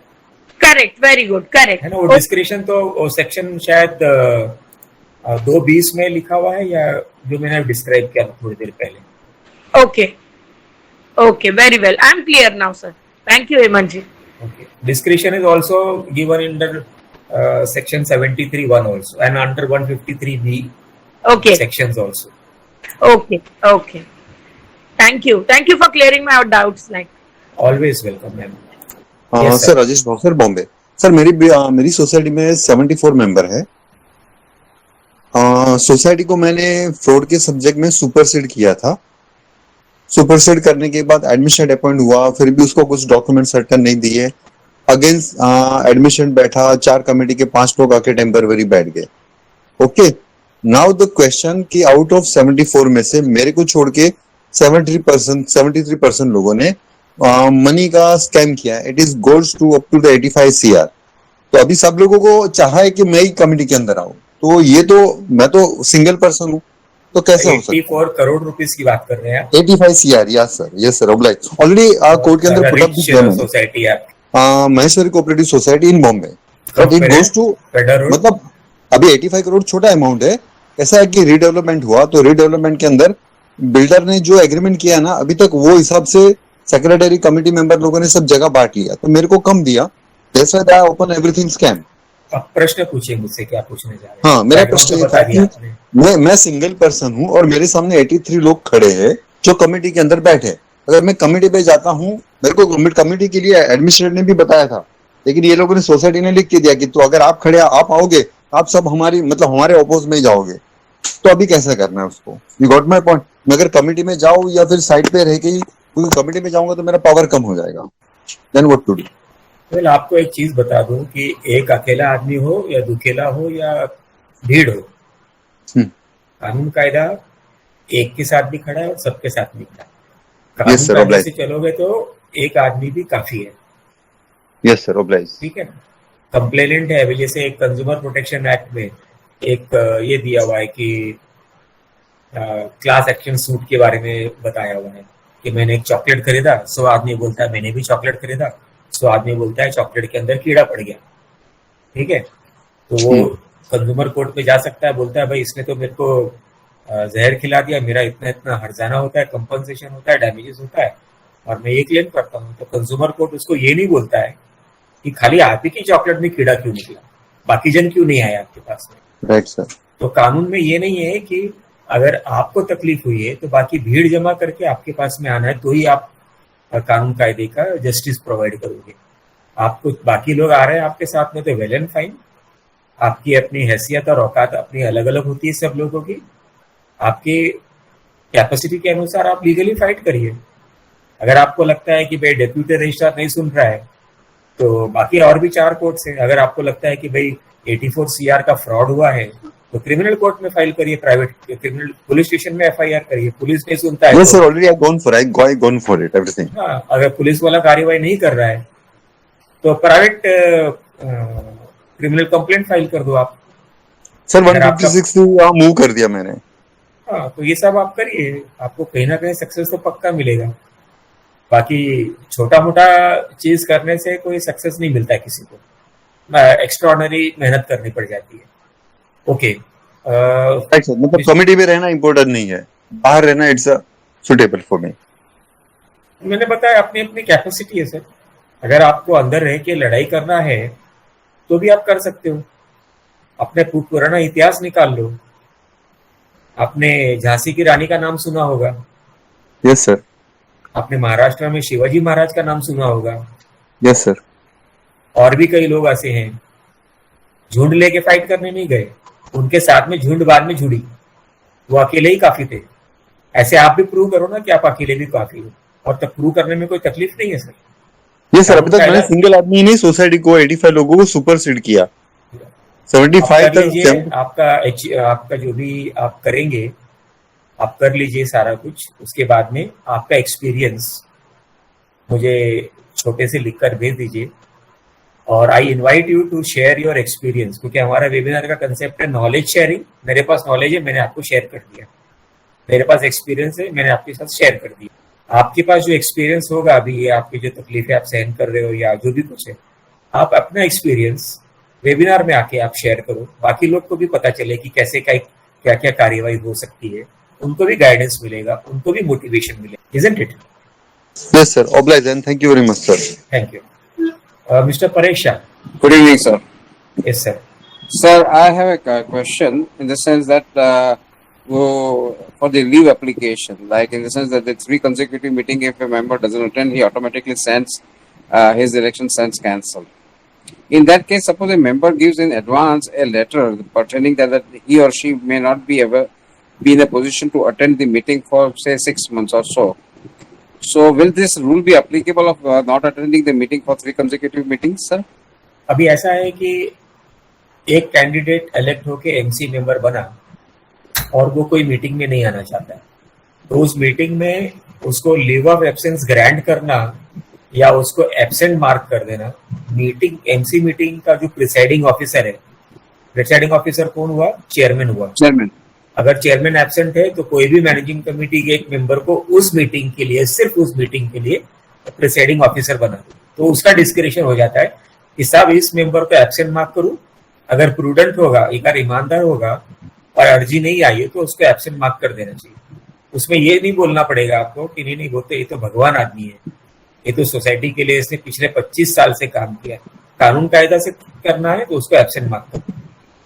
या तो उसको बोलो कि भाई आप मीटिंग में नहीं आ सकते हो, तो एक सिंपल 4 लाइन की अर्जी दे दो, sir I am not able to attend managing committee meeting because I am sick और I am in the hospital और आई एम इन अब्रॉड, वगैरह वगैरह वगैरह, please grant me leave of absence. अरे इतना तो वर्डिंग देना है, आप ईमेल से दे दो, सोसाइटी प्रिंट आउट निकाल लेगा, रिकॉर्ड पे रख लेगा, चेयरमैन बोल देगा ठीक है आई grant him leave of absence. ऐसे एप्लीकेशन बार बार हर मीटिंग में आप कितनी ही बार दे सकते हो, 1 बार भी दे सकते हो, 6 बार भी दे सकते हो, 12 बार भी दे सकते हो, लेकिन इसका डिस्क्रिप्शन अलाउ करने का किसको है? सिर्फ प्रिसाइडिंग ऑफिसर या चेयरमैन को। तो अगर लीव ऑफ एब्सेंस ग्रांट कर दिया हुआ है तो वो जो डिस्क्वालिफिकेशन था ना 3 कॉन्सिक्यूटिव मीटिंग ना अटेंड करने का, यस सर, वो लागू नहीं करता। लेकिन अगर आपको एमसी मीटिंग के अटेंडेंस शीट में एब्सेंट मार्क कर दिया, परेश शाह एब्सेंट जनवरी महीना, परेश शाह फरवरी महीना एब्सेंट, परेश शाह मार्च महीना एब्सेंट, तो चौथे मंथ में प्रूडेंट मैनेजिंग कमेटी मेंबर को आपको नोटिस देना है कि यू आर डिस्क्वालिफाइड, और फिर बाद में ऑप्शन प्रोसीडिंग्स वगैरह आप करते रह सकते हैं। सर ये हो गई सर क्या बोले तो अपनी नॉर्मल कोर्स के अंदर में, जहां पर भी बहुत दफे क्या बोलते हैं मैनिपुलेशन चलता है सर, आपको तो पता है। तो क्या करते हैं कि एक साथ में लास्ट 4-5 महीने का एक साथ में मीटिंग ले लेते हैं, और बाई चांस वो जो बंदा जो नहीं अवेलेबल है उससे बैक डेटेड लेटर ले लेते हैं, और सर आपको तो पता है क्या क्या मैनिपुलेशन होता है, तो पूरा ये डिफीट हो जाता है। ये 3 महीने का या थ्री कंसेक्यूटिव मीटिंग का जो रूल है पर्टिकुलरली जो बनाया है, that's for the good betterment of the working, वो पूरा डिफीट मिस्टर हो जाता परेश भाई, अगर आपको ये चीज पता है, आप बाकी मेंबरों को भी बताइए ना कि ऐसा ऐसा गलत हो रहा है। है। गलत तो हो ही और रहा है। आप लेट मी कंप्लीट सर। और बाकी रजिस्ट्रार को कंप्लेंट करिए, उसको बोलो तहकीकात करे, इन्वेस्टिगेट करे, है ना। और फिर भी बाकी मेंबर भी अगर बोलते हैं कि हाँ हम भी साथ में हैं, तो मैनेजिंग कमेटी को हटा दो जगह से। मैनेजिंग कमेटी को हटाने के लिए आपको कोई तकलीफ की काम नहीं है। It is very simple process. आप अगर बोलोगे कि नहीं मैनेजिंग कमेटी को नो कॉन्फिडेंस मीटिंग में हटाने का प्रोविजन नहीं है कानून में, वो तो खाली मैनेजिंग कमेटी मीटिंग में ही नो कॉन्फिडेंस मोशन मूव करा जा सकता है 1 या 2 के खिलाफ। लेकिन अगर पूरी की पूरी मैनेजिंग कमेटी ही बदमाशी कर रही है, आपने जैसे बताया कि 6-6 महीने मीटिंग नहीं करते और सडनली मैनिपुलेट करके मीटिंग बना देते हैं, मेंबर अटेंड नहीं करते लेकिन सिग्नेचर घर से भगवा लेते हैं वगैरह वगैरह, तो ऐसी वाली मैनेजिंग कमेटी को तो चुना तो आपने ही है ना सर। वही तो आप ऐसी वाली मैनेजिंग कमेटी को हटा भी आप ही सकते हो। ऐसा ही होता है सर। और जैसे आपने बोला सर, झांसी की रानी बनना चाहिए, वन मैन शो होना चाहिए और people should follow, that's the whole thing sir. Sir ये पॉसिबल है। लोगों को अंदर खाली एक छोटा सा डर बैठता है, या तो शर्म आती है, या जी। तो लोग सोचते हैं कि लोग क्या कहेंगे। जी जी। लोगों को तो काम है कहना, तो आपको भी पता है। तो ये सब चीजें कानून कायदे के अंदर नहीं बैठता है। आप कर जी, जी। सकते हो। मैं तो ये कहूंगा कि अगर आदमी कर सकता है तो उसको कोशिश पक्का करना चाहिए, भले बिल्कुल। टाइम पास के लिए करे लेकिन करना जरूर चाहिए। नहीं बिल्कुल सर, बिल्कुल sir, I appreciate sir, thank you so much, thank you. Thank you. Anybody else, please? Saman sir, Vipul Shah here. Okay, Mr. Vipul Shah, बोलिए। Sorry, it was not well. I had already messaged you my query, sir. I have already taken up your query in my detailed lecture. Okay, इसके sir. अलावा Okay, भी और okay. आपका कोई question है? No, nothing, sir. Nothing, sir. I'll just go through it, sir. Once you upload. Thank you, sir. Oh, no problem. Welcome. Thank you. Hello sir, this is Sunil. Yes, Mr. Sunil. ये bylaws में 2 expert director and 2 functional director को co-opt करने का भी provision है, तो उसके लिए भी रूल्स सेम ही है या उसके लिए कुछ डिफरेंट है कोऑप्शन का प्रोसीजर? सर जी, हाउसिंग सोसाइटी, खास करके हाउसिंग सोसाइटी में एक्सपर्ट डायरेक्टर्स और बाकी और कोई भी पोस्ट किसी भी नाम पे अभी डिसकंटिन्यू कर दिया हुआ है। अच्छा। तो अभी आज के दिन पे, मतलब 2019 से, ये शायद उसके पहले से है अमेंडमेंट जो लास्ट हुआ, लेटर से 2019 से एक्सपर्ट डायरेक्टर्स, या आपने और क्या बोला? फंक्शनल डायरेक्टर, ये Functional बायलॉज में director. है, बायलॉज में लेकिन है। क्योंकि बायलॉज का कोई अर्थ नहीं होता जब एक्ट और रूल्स में इस चीज को नलिफाई कर दिया हुआ। एक्ट बोलता है अभी फंक्शनल डायरेक्टर्स, एक्सपर्ट डायरेक्टर का प्रोविजन खत्म कर दिया है, तो बायलॉ में अगर आप रखे रहोगे तो by law can not supersede the act and the loss. कानून कायदा है, बायलॉज इज नॉट कानून कायदा। Bylaw is only a simple guideline for amongst the society में।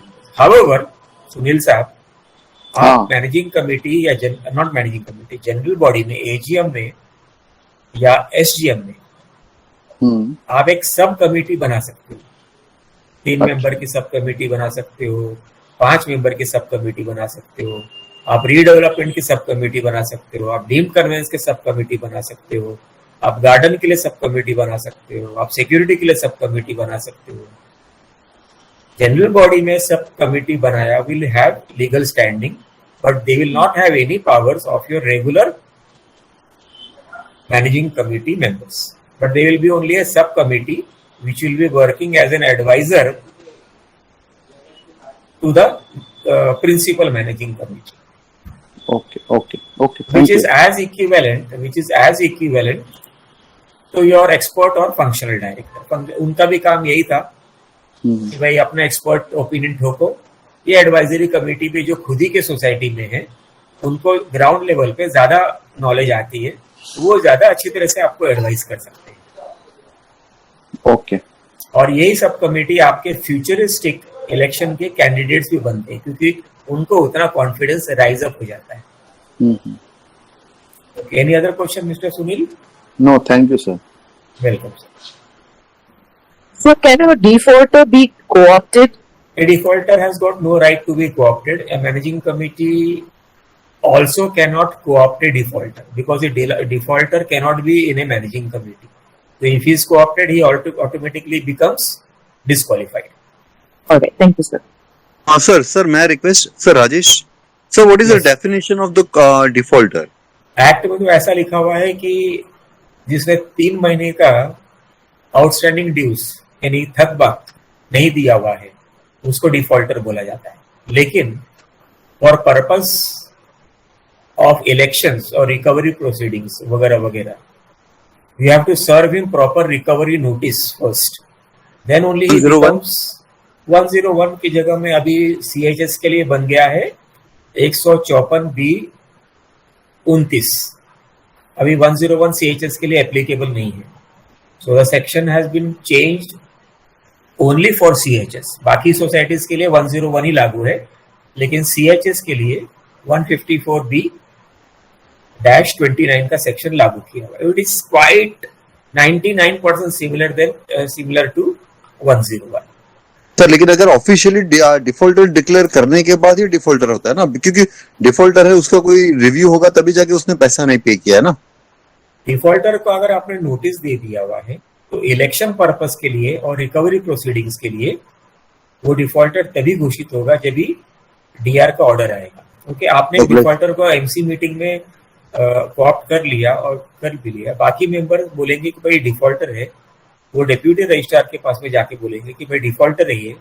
रजिस्ट्रार उस मेंबर को बुला के बोलेगा कि भाई आपका बिल्स बता दो, हमें आपका सोसाइटी का मेंटेनेंस का बिल बता दो, उसमें आता है 2 लाख रुपए और आपका सोसाइटी मेंटेनेंस का बिल उसी बिल में रिफ्लेक्ट होगा कि आपका मंथली बिल है 10,000 रुपए. तो डिफॉल्टर तो वहीं पे वो साबित हो गया. लेकिन इस पर्पस के लिए डेप्यूटी रजिस्ट्रार उस व्यक्ति को एमसी सीट से उतार देगा by another order. So I have a question. If the defaulter is not based on the maintenance charges, but is based on other charges that is being levied by the MC, and they have contested that amount and it is in court, do they still are being considered as defaulters? Matter which is सब जुडाइज इन a court, सब जुडाइज हो गया ना, वो matter court में चला गया, अभी तक फैसला नहीं होता. तो जब तक फैसला नहीं होता है तब तक वो जो अदर चार्जेस लगाए हुए हैं, कई सोसाइटीज ऐसी बदमाशी करती है कि भाई आपने हमारे खिलाफ कंप्लेंट किया हुआ है, हम वकील के पास गए, वकील ने हमसे 25,000 रुपए ले लिया, तो ये 25,000 रुपए हम आपके बिल में जोड़ देते हैं. कानून में ये अलाउड नहीं है. वो 25,000 रुपए सारे के सारे मेंबरों के बीच में बंटना है, डिवाइड होना है. लेकिन अगर वो आपने सिर्फ एक सिंगल अनिल शर्मा के बिल में जोड़ दिया तो वो कॉन्टेस्ट कर सकता है वो, और अगर कोर्ट में गया हुआ है तो वो डिफॉल्टर नहीं होगा जब तक कोर्ट का ऑर्डर नहीं आता. तो that will be what is called as maintaining status quo, यथास्थिति बनाए रखना. So technically they are not defaulters and they can be co-opted. Yeah, because they are into a status quo and suspended animation position at that moment. All right. Okay. Thank you. Mr. Satyanarayan Gaur, are you there? Yes sir. हाँ, नहीं, मैंने ऐसे पूछा out of curiosity हाँ जी, कि provisional member के लिए क्या प्रोसीजर लेट डाउन किया हुआ है. ओके. किसी को प्रोविजनल मेंबर बनाना हो तो कैसे बनाया जाए, क्योंकि फादर एक्सपायर हो जाते हैं और उनके समझ लो 4 बेटे हैं और 4 बेटे 4 अलग कोनों पे हैं, तो प्रोसीजर क्या कहता है. तो नॉमिनेशन फॉर्म भरा होगा ना उन्होंने, जो गुजर गया व्यक्ति मालिक मकान मालिक है, हाँ, उसने नॉमिनेशन फॉर्म भरा होगा. नहीं भरा तब क्या करें, ये प्रोविजनल मेंबर तो अभी आया. प्रोविजन में नॉमिनेशन फॉर्म तो बहुत बहुत पहले से 1960 से है. और नहीं, वो ठीक है सर. हाँ, तो अभी जो 4 जन जो है वारिसदार है, नॉमिनेशन फॉर्म भरे बगैर भी वो अपना अस्तित्व या स्टेटस डिक्लेयर करें by way of some document कि मैं उनका बेटा हूँ या बेटी हो, जो भी है, और हम लोग मेंबरशिप के लिए अप्लाई करते हैं. तो उसमें 4 जनों में से कोई भी एक जन प्रोविजनल मेंबर के लिए अप्लाई कर सकता है with the consent of our other 3 children. और सोसाइटी के पास डिस्क्रिप्शन है कि अगर कोई किसी का नॉमिनल मेंबरशिप का फॉर्म नहीं है तो सोसाइटी की डिस्क्रिप्शन है कि वो किसी को भी नॉमिनल मेंबर बना सकता है, प्रोविजनल मेंबर बना सकता है.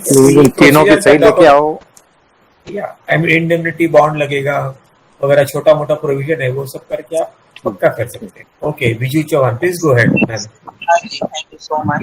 अभी अपनी डिफॉल्टर की बात कर रहे थे हम, and recently there is a notice from police commissioner that senior citizen defaulters you can not take any action against them. You cannot cut their water or you cannot cut their electricity or whatever action. And we have a defaulter more than 25 years, and nobody is ready to take action from the committee. And until and unless the action is taken by committee, it cannot go to the deputy registrar. And deputy registrar is saying that your committee has to take up the case and establish that he is a defaulter. Now, in all these things, you know, these people are getting escaped with being defaulter. So, how to establish that he is a defaulter, chronic defaulter, and nobody is taking any action against the person? ठीक है ना. अगर आपके society में 5 defaulter हैं, उनका पक्का दोस्ती है मैनेजिंग कमेटी के साथ में, और मैनेजिंग कमेटी उस पर कार्रवाई नहीं कर सकती है. अगर मैनेजिंग कमेटी को उस पर कार्रवाई करनी थी तो 154B29 के तहत अंतर्गत वो कार्रवाई कर सकती थी. अगर वो नहीं कर रही है तो आप अकेले रजिस्ट्रार को एप्लीकेशन दे दो अंडर सेम सेक्शन, ब्रैकेट में सिर्फ सेक्शन 2 जोड़ दीजिए, 164B29 ब्रैकेट 2, और ये बोल दीजिए कि सर ये आदमी डिफॉल्टर है, मैनेजिंग कमेटी ने इस पे कार्रवाई नहीं कर रही है, I am requesting you do the कार्रवाई. वो अपना रिकवरी प्रोसीडिंग्स का कार्रवाई, क्योंकि कानून कायदे में वो प्रोविजन है, वो अपना कार्रवाई करेगा. मैनेजिंग कमेटी को दिया हुआ है सर, वो दिया है, मैंने प्रूफ भी दिए है. मैडम यहाँ पे पर्सनल प्रॉब्लम्स के लिए हम लोग डिस्कस पर्सनल का नहीं है, सोसाइटी का ही है. वो प्रूफ भी दे दिए हैं डिफॉल्टर का, but deputy registrar himself is talking in such a fashion. You proper application, move the cooperative court, कई चीजें आप कर सकते हो. Move to the cooperative court. ठीक है sir ji, can I ask some questions? One minute. Any other questions? Sir ji, can I ask? Yes mister Dilip Rao, please go ahead. Sir ji, एक मैं क्या बोलता हूँ, अपना सोसाइटी में फ्लैट जॉइंट नेम पे है, प्राइमरी मेंबर एंड आज का टॉपिक है कोऑप्शन. हाँ, कोऑप्शन वही बोल रहा हूँ. अभी सोसाइटी में फ्लैट जॉइंट मेंबर दो नाम के A and B, primary member and joint member. लेकिन अभी प्राइमरी मेंबर ने एसोसिएट मेंबर के लिए दूसरे को नाम दिया है, सी पर्सन को दे दिया है. तो सी पर्सन तो कॉप्ट हो सकता है ना, लेकिन अब अगर बी को नहीं इंटरेस्ट है, समझो तो फ्लैट तो 2 के नाम पे, तो कैसे हो सकता है? क्या चीज के लिए इंटरेस्ट नहीं है, क्या चीज करना चाहते हैं? नहीं, अभी फ्लैट तो ए और बी के नाम पे है, बराबर है, 50-50% शेयर है. तो अभी कमिटी में जाना है, जाना है, लेकिन ये प्राइमरी मेंबर ने एसोसिएट मेंबर को तीसरा नंबर सी मेंबर को एसोसिएट मेंबर करके दे दिया, खुद का राइट्स उसको दे दिया, और वो कमिटी में कॉप होने के लिए जा रहा है उधर. तो नथिंग रॉन्ग इन इट, बरोबर है ना. पहला प्राइमरी मेंबर ही राइट बी ऑब्जेक्शन उठा सकती है कि बी ऑब्जेक्शन उठा सकती है केस में. First right in the society is only and only of the primary member. First right for anything, any and all activities is only of the primary members. Joint member, associate member, provisional member, they derive right only after no objection, authority, consent given by primary member. Okay? अच्छा, तो उनका कोई हक, default हक नहीं बन सकता है कभी भी. नहीं, लेकिन वही तो वो जॉइंट मेंबर कंप्लेन नहीं कर सकता ना, क्योंकि मैं भी 50% होल्ड है, तो मैं कैसे कंप्लेन करेगा? उसके पास हक नहीं है तो क्या कंप्लेन करेगा? उसको हक तो होना चाहिए. उसका हक बनता है प्राइमरी मेंबर के थ्रू. प्राइमरी मेंबर बोलता है नहीं भाई, मुझे आपको हक नहीं देना है, उसका हक खत्म हो गया फिर. Isn't it? मैं सोचा जॉइंट मेंबर बोला तो दोनों का 50-50% शेयर होता है, शेयर सर्टिफिकेट में दोनों का नाम है, तो दोनों का राइट है. शेयर सर्टिफिकेट में परसेंटेज नहीं होता है हाउसिंग सोसाइटी या कोई भी एसोसिएशन या क्लब में. They are only joint members और जो परसेंटेज की आप बात करते हो वो सिर्फ ट्रांसफर ऑफ प्रॉपर्टी एक्ट यानी इमूवेबल प्रॉपर्टी के ऊपर हो सकता है। मेंबरशिप में परसेंटेज नहीं होता है कि आपका 40% है, मेरा 12% है, उसका उतना परसेंट है, तो ऐसा परसेंटेज नहीं है उसके अंदर। एमसीएस एक्ट के अंदर में ये अभी तक कानून ऐसा वाला नोट नहीं किया हुआ है, रिकॉर्ड नहीं हुआ है, कानून नहीं बना हुआ है ऐसा वाला। ओके ओके, नहीं लेकिन क्या अभी मैंने खाली एग्रीमेंट का कॉपी देखा क्योंकि हम लोग कमिटी में है ना, तो एक पब्लिक जो अभी मेंबर एग्रीमेंट करते हैं तो एग्रीमेंट में भी उन्होंने लिखा है ऐसा, मिस्टर ए 99%, मिस्टर बी 1% और दोनों का मिलकर कंबाइंड एग्रीमेंट है। ऐसा एग्रीमेंट शेयर सर्टिफिकेट में आई रजिस्टर में ये लिखा हुआ है क्या 99%? नहीं वो हम लोग अभी किया नहीं, कुछ नया सोसाइटी कुछ किया नहीं है, लेकिन अभी एग्रीमेंट में ऐसे लिखा है। मत करिएगा, वो गैर कानूनी होगा। ओके थैंक यू, अभी तक किया नहीं है। Okay thank you sir. Share certificate में मेंबरशिप में परसेंटेज का वैल्यू नहीं है। नहीं लेकिन फिर ये अपना रजिस्टर वालों ने ऐसा करना नहीं चाहिए ना रजिस्ट्रेशन के समय, क्योंकि अपन तो रजिस्ट्रेशन ये डॉक्यूमेंट ही कंसिडर करते हैं ना पूरा। मेंबरशिप के लिए ना रजिस्टर होती है सर जी, मेंबरशिप रजिस्टर होती है क्या? नहीं एसआरओ के पास में जाके बोलो कि ये मैं एग्रीमेंट बनाता हूँ सिर्फ और सिर्फ मेंबरशिप रजिस्टर करता हूँ। नहीं सर वो नहीं मैं बोल रहा हूँ, अगर सोसाइटी को रजिस्ट्रार को मालूम है ये इसके ऊपर बेस के ऊपर सोसाइटी का काम चलता है, उसमें परसेंटेज नहीं इंक्लूड मेंशन करना चाहिए। मैं जो अभी बोला रजिस्टर की बात कर रहे हो आप? ये थाना रजिस्टर। थाना कौन सा, कोऑपरेटिव रजिस्टर है या एसआरओ? नहीं सीएचएस रजिस्टर के पास ये सब अधिकार नहीं होता। नहीं लेकिन एग्रीमेंट में रजिस्ट्रेशन प्रॉपर्टी का रजिस्ट्रेशन जो होता है वो सब रजिस्टर ऑफ एश्योरेंसेस के पास में। हाँ सब रजिस्टर, तो मैं आप मांगते तो आपको मैं उसका फ्रंट पेज आप व्हाट्सएप कर सकता हूँ, मेरे पास उतना टाइम नहीं है वो सब पेजेस वगैरह देखने का। Anyway thank you mister Dilip Rawford. Thank you. Anybody else has any questions please? हमारे पास 10-15 मिनट और है। Hello yes mister Hemant Khanna. Hello हाँ जी सर मेरा थोड़ा केस अलग ही है, मैं मलाड से बात कर रहा हूँ।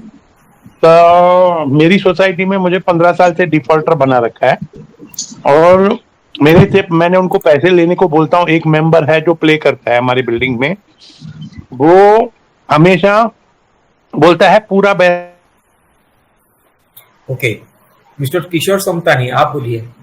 हाँ सर मैनेजिंग कमेटी का एज पर रूल्स अपने 11 मेंबर लोग का कमेटी बनना मांगता है, मगर उसमें खाली 9 फॉर्म आते हैं, तो उसका कोरम क्या रहेगा सर अगर 9 खाली फॉर्म आएगा? 9 का आधा rounded off to the next one.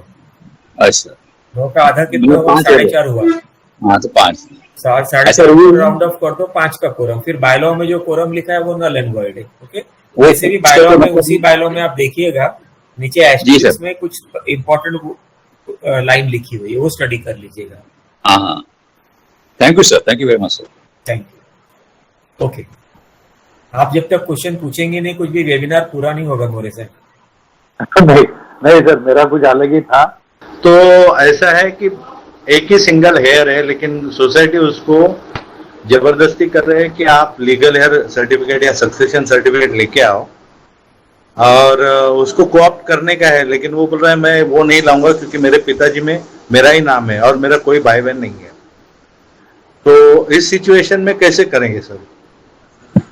मैंने एक वेबिनार में डिस्क्राइब किया था कि आप एक सोसाइटी में 40 बरस से रह रहे हो, 40 बरस से रह रहे हो, बगल के फ्लैट वाला बोलता है हाँ मैं ये कपल को जानता हूँ, इनका एक ही लड़का है, ठीक है राइट सर। लेकिन उस आदमी के गुजर जाने के बाद में एक और औरत उठ के आती है कहीं से, राइट, और वो बोलती है कि मैं भी इनकी बीवी हूँ। वो दूसरी जो शादी किया वो गैर कानूनी है, लेकिन दूसरी बीवी के साथ में जो बच्चे अगर होते हैं तो उनका कानूनी हक उस आदमी के प्रॉपर्टी पे पूरा का पूरा रहेगा, 100% रहेगा। राइट, ठीक है। ऐसी सूरत में अगर वो आदमी बोलता है, लड़का बोलता है कि मैं तो अपने बाप का इकलौता बेटा हूँ, राइट, है ना, तो ये साबित कौन करता है? ये सिर्फ कोर्ट कचहरी में होता है साबित। इसीलिए प्रॉपर्टी के मामले में भले इमूवेबल प्रॉपर्टी हो या भले मूवेबल प्रॉपर्टी हो, इमूवेबल मतलब खेत खलियान हो गया, घर हो गया वगैरह वगैरह, और इमूवेबल मतलब गाड़ी हो गया, दागिने हो गया, सोना चांदी, शेयर सर्टिफिकेट वगैरह वगैरह, कैश। इसके लिए जो सक्सेशन सर्टिफिकेट है वो मूवेबल प्रॉपर्टी के लिए होती है, right. Succession certificate immovable property के लिए कोर्ट नहीं ग्रांट करती।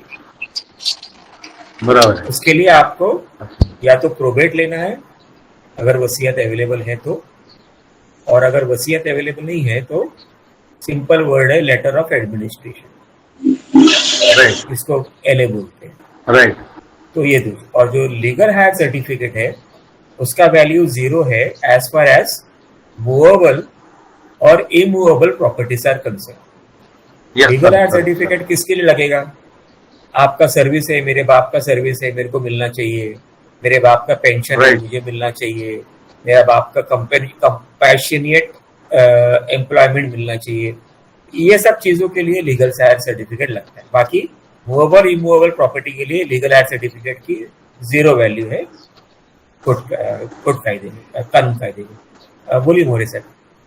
तो मेरा ये कहना है कि अगर वो तुम्हारा नॉमिनेशन फॉर्म जिसके ऊपर लिखा है कि 30A as per the 30 section 30 वो ट्रांसफर उसके नाम पे होना चाहिए, तो वो अभी तो वैलिड हो नहीं सकता है ना सेक्शन 30 है ना। अभी जैसे मैंने बताया आपको कि नॉमिनेशन फॉर्म है या नहीं है, नहीं नॉमिनेशन फॉर्म है लेकिन वो तो पहले था ना 89-90 में बनाया है उन्होंने। नो प्रॉब्लम, आज भी वो वैलिड है। अगर नॉमिनेशन फॉर्म 25 बरस 50 बरस पहले भी किया हुआ और सोसाइटी के रिकॉर्ड में last nomination form nomination register में दर्ज है तो managing committee has to activate it.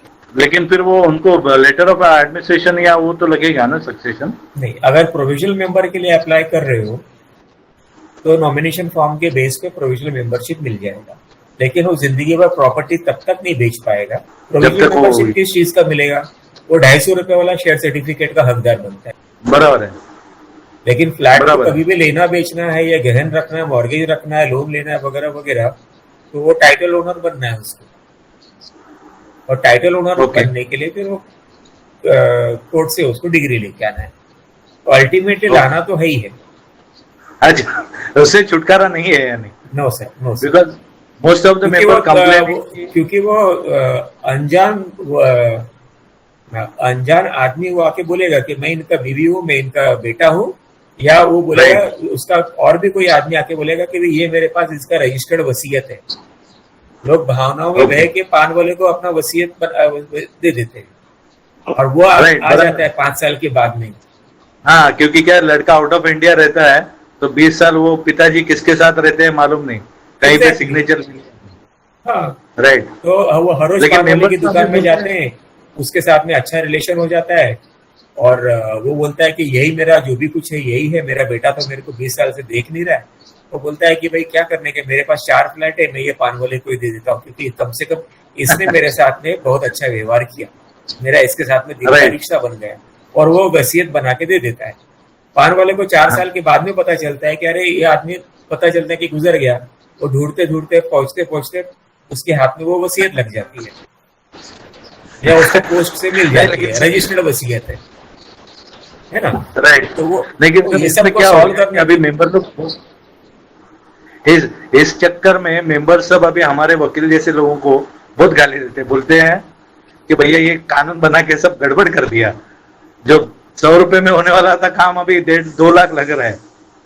मैं आपको एक चीज बता दूं, आपको एकदम नया नया लगेगा, बाकी अपने दोस्तों को भी नया नया लगेगा। जितने भी प्रोफेशनल्स है, डॉक्टर है, इंजीनियर है, आर्किटेक्ट है, वकील है, ये सब गाली खाने के हकदारी होते हैं क्योंकि ये लोगों को सेटिस्फाई नहीं कर सकते, लोगों को सेटिस्फाई भी नहीं कर सकते। राइट। लेकिन कानून को समझता नहीं ना, आप जितने अच्छे तरह से समझा रहे हो। Thank you very much sir. ठीक है sir, thanks a lot, sorry for thank you mister Gore, thank you for joining. Hello ma'am, बोलिए मैम। हाँ हेलो सर, बोलिए।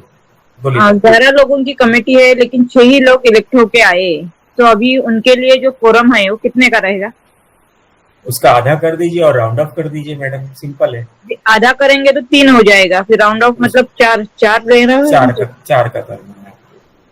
आपके पास अगर रिटर्निंग ऑफिसर ने आपको अपॉइंटमेंट सर्टिफिकेट दे दिया है He says कि I am declaring that these 6 people are elected as managing committee members. अगर आपके पास ये सर्टिफिकेट है 6 लोगों का, तो आप उसमें से 4 मेंबर को, आपका जो मैनेजिंग कमेटी मीटिंग होगा तो 4 मेंबर का कोरम आपको समझना है. अगर ये आपके पास सर्टिफिकेट नहीं है किसी कारणवश, तो आप मैनेजिंग कमेटी मीटिंग होल्ड नहीं कर पाओगे. तो कोऑप्शन का क्या है इसमें?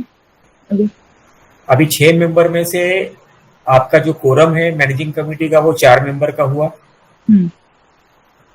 जब तक 4 मेंबर की मैनेजिंग कमेटी है तब तक आप बाकी 2 जनों को कोऑप्ट कर सकते हो जो रिजाइन कर गए. अगर मानो आपकी 6 की कमेटी है, उसमें से 2 जन ने रिजाइन कर दिया, फिर भी मैनेजिंग कमेटी का कोरम है मैनेजिंग कमेटी मीटिंग होल्ड करने के लिए. जब तक कोरम है तब तक आप ऑप्शन कर सकते हो. तो आप 2 मेंबर के एप्लीकेशन बुलवा लीजिए, कोरम वाली मीटिंग में उसको एक्सेप्ट कर लीजिए और कोऑप्ट कर लीजिए. अगर एमसी मीटिंग के कोरम नहीं है किसी कारणवश, तो आप कोऑप्शन नहीं कर पाओगे. और जो वैकेंसी वैकेंट जगह रहती है ना, अभी उनको लेना है, तो उसके लिए भी कैसा प्रोसीजर है? मतलब मैनेजिंग कमेटी प्रोसीजर करिए, क्योंकि वैकेंट सीट्स के लिए इस समय कोई कानून कायदा नहीं बना हुआ है. ओके, या तो सबसे बेस्ट ऑप्शन है कि रजिस्ट्रार को एक एप्लीकेशन दे दो कि हमारे पास में इतना वैकेंट सीट है, आपका एथोराइज्ड ऑफिसर डिप्यूट करो, हमारे पास में इंटरेस्टेड कैंडिडेट्स हैं जो मैनेजिंग कमेटी में ड्रॉप होने को तैयार है, उनको बोलिए आइए मीटिंग कंडक्ट करिए. उसमें इलेक्शन नहीं होगा, लेकिन मीटिंग कंडक्ट करिए. ये अर्जी को कंसिडरेशन में लेगा और ऑप्शन प्रोसीजर पूरा कर देगा. Okay, thank you. हमारे पास 2-4 मिनट और किसी को कुछ पूछना है? सर मैं बात कर सकता हूँ? हेमंत खन्ना. बोलिए सर. मेरा 15 साल से मुझे डिफॉल्टर बना के रखा है मेरी सोसाइटी ने, और उनको बार बार पैसा देना चाहता हूँ. उधर एक बोरी मुस्लिम है हमारे बिल्डिंग में, उसी ने ये बिल्डिंग को पूरा मतलब पकड़ के रखा है. वो अगेंस्ट भी सब तो हो गए थे उसके एक टाइम पे. अभी वो रीडेवलपमेंट भी उसने नहीं करने दिया बराबर से, और अभी भी उसी ने क्या किया है, वो सबको है ना मतलब कंट्रोल करता है वो आदमी. और अभी वो उसने क्या किया मेरे को, any time I am going to give them, no समझो 2 लाख हो गया मेरा, तो I am telling you take some amount and balance you take in installment. वो कब से बोलते आ रहा हूँ, इसीलिए 15 साल हो गए. तो वो क्या किया, वो बोलता है नहीं you don't give me in installment, we want in one stroke. तो I said how it is possible.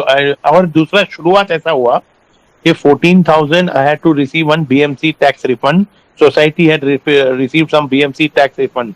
It gave everybody the refund, and to me it over having the balance outstanding will be adjusted. तो वो नहीं किया, मेरे को उल्टा बोला कि हम लोगों ने आपका पैसा BR फंड में किया. और BR फंड भी इनका, मैंने उनको लेटर लिख के पूछा what is BR fund, short form you are mentioning, abbreviation. तो वो बोलते ऐसा है कि आज का वेबिनार हमारा टॉपिक है सिर्फ और सिर्फ ऑप्शन को लेके. अच्छा, ओके. तो आपका टॉपिक या पॉइंट हम अपने वेबिनार में नहीं ले पाएंगे.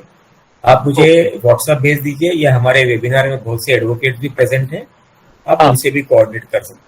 अच्छा, है ना. उसका रास्ता आसान है, कोई ज्यादा कॉम्प्लिकेटेड है, सिंपल नहीं है. नहीं, उन्होंने तो आपसे एक चीज और भी रिक्वेस्ट है कि कभी भी आप किसी व्यक्ति को उसके कास्ट से आप संबोधित मत करें. ना वो हिंदू से संबोधित करे या मुस्लिम से या क्रिश्चियन से. ऐसे संबोधित करना, वो एड्रेस करना, इट इज नॉट प्रॉपर.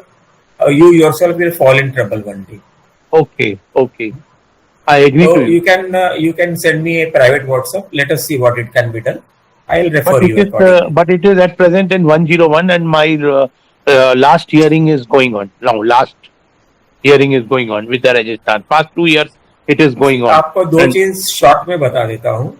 15 साल का ड्यूज का रिकवरी ऑर्डर देने का अधिकार डेप्यूटी रजिस्ट्रार को नहीं है.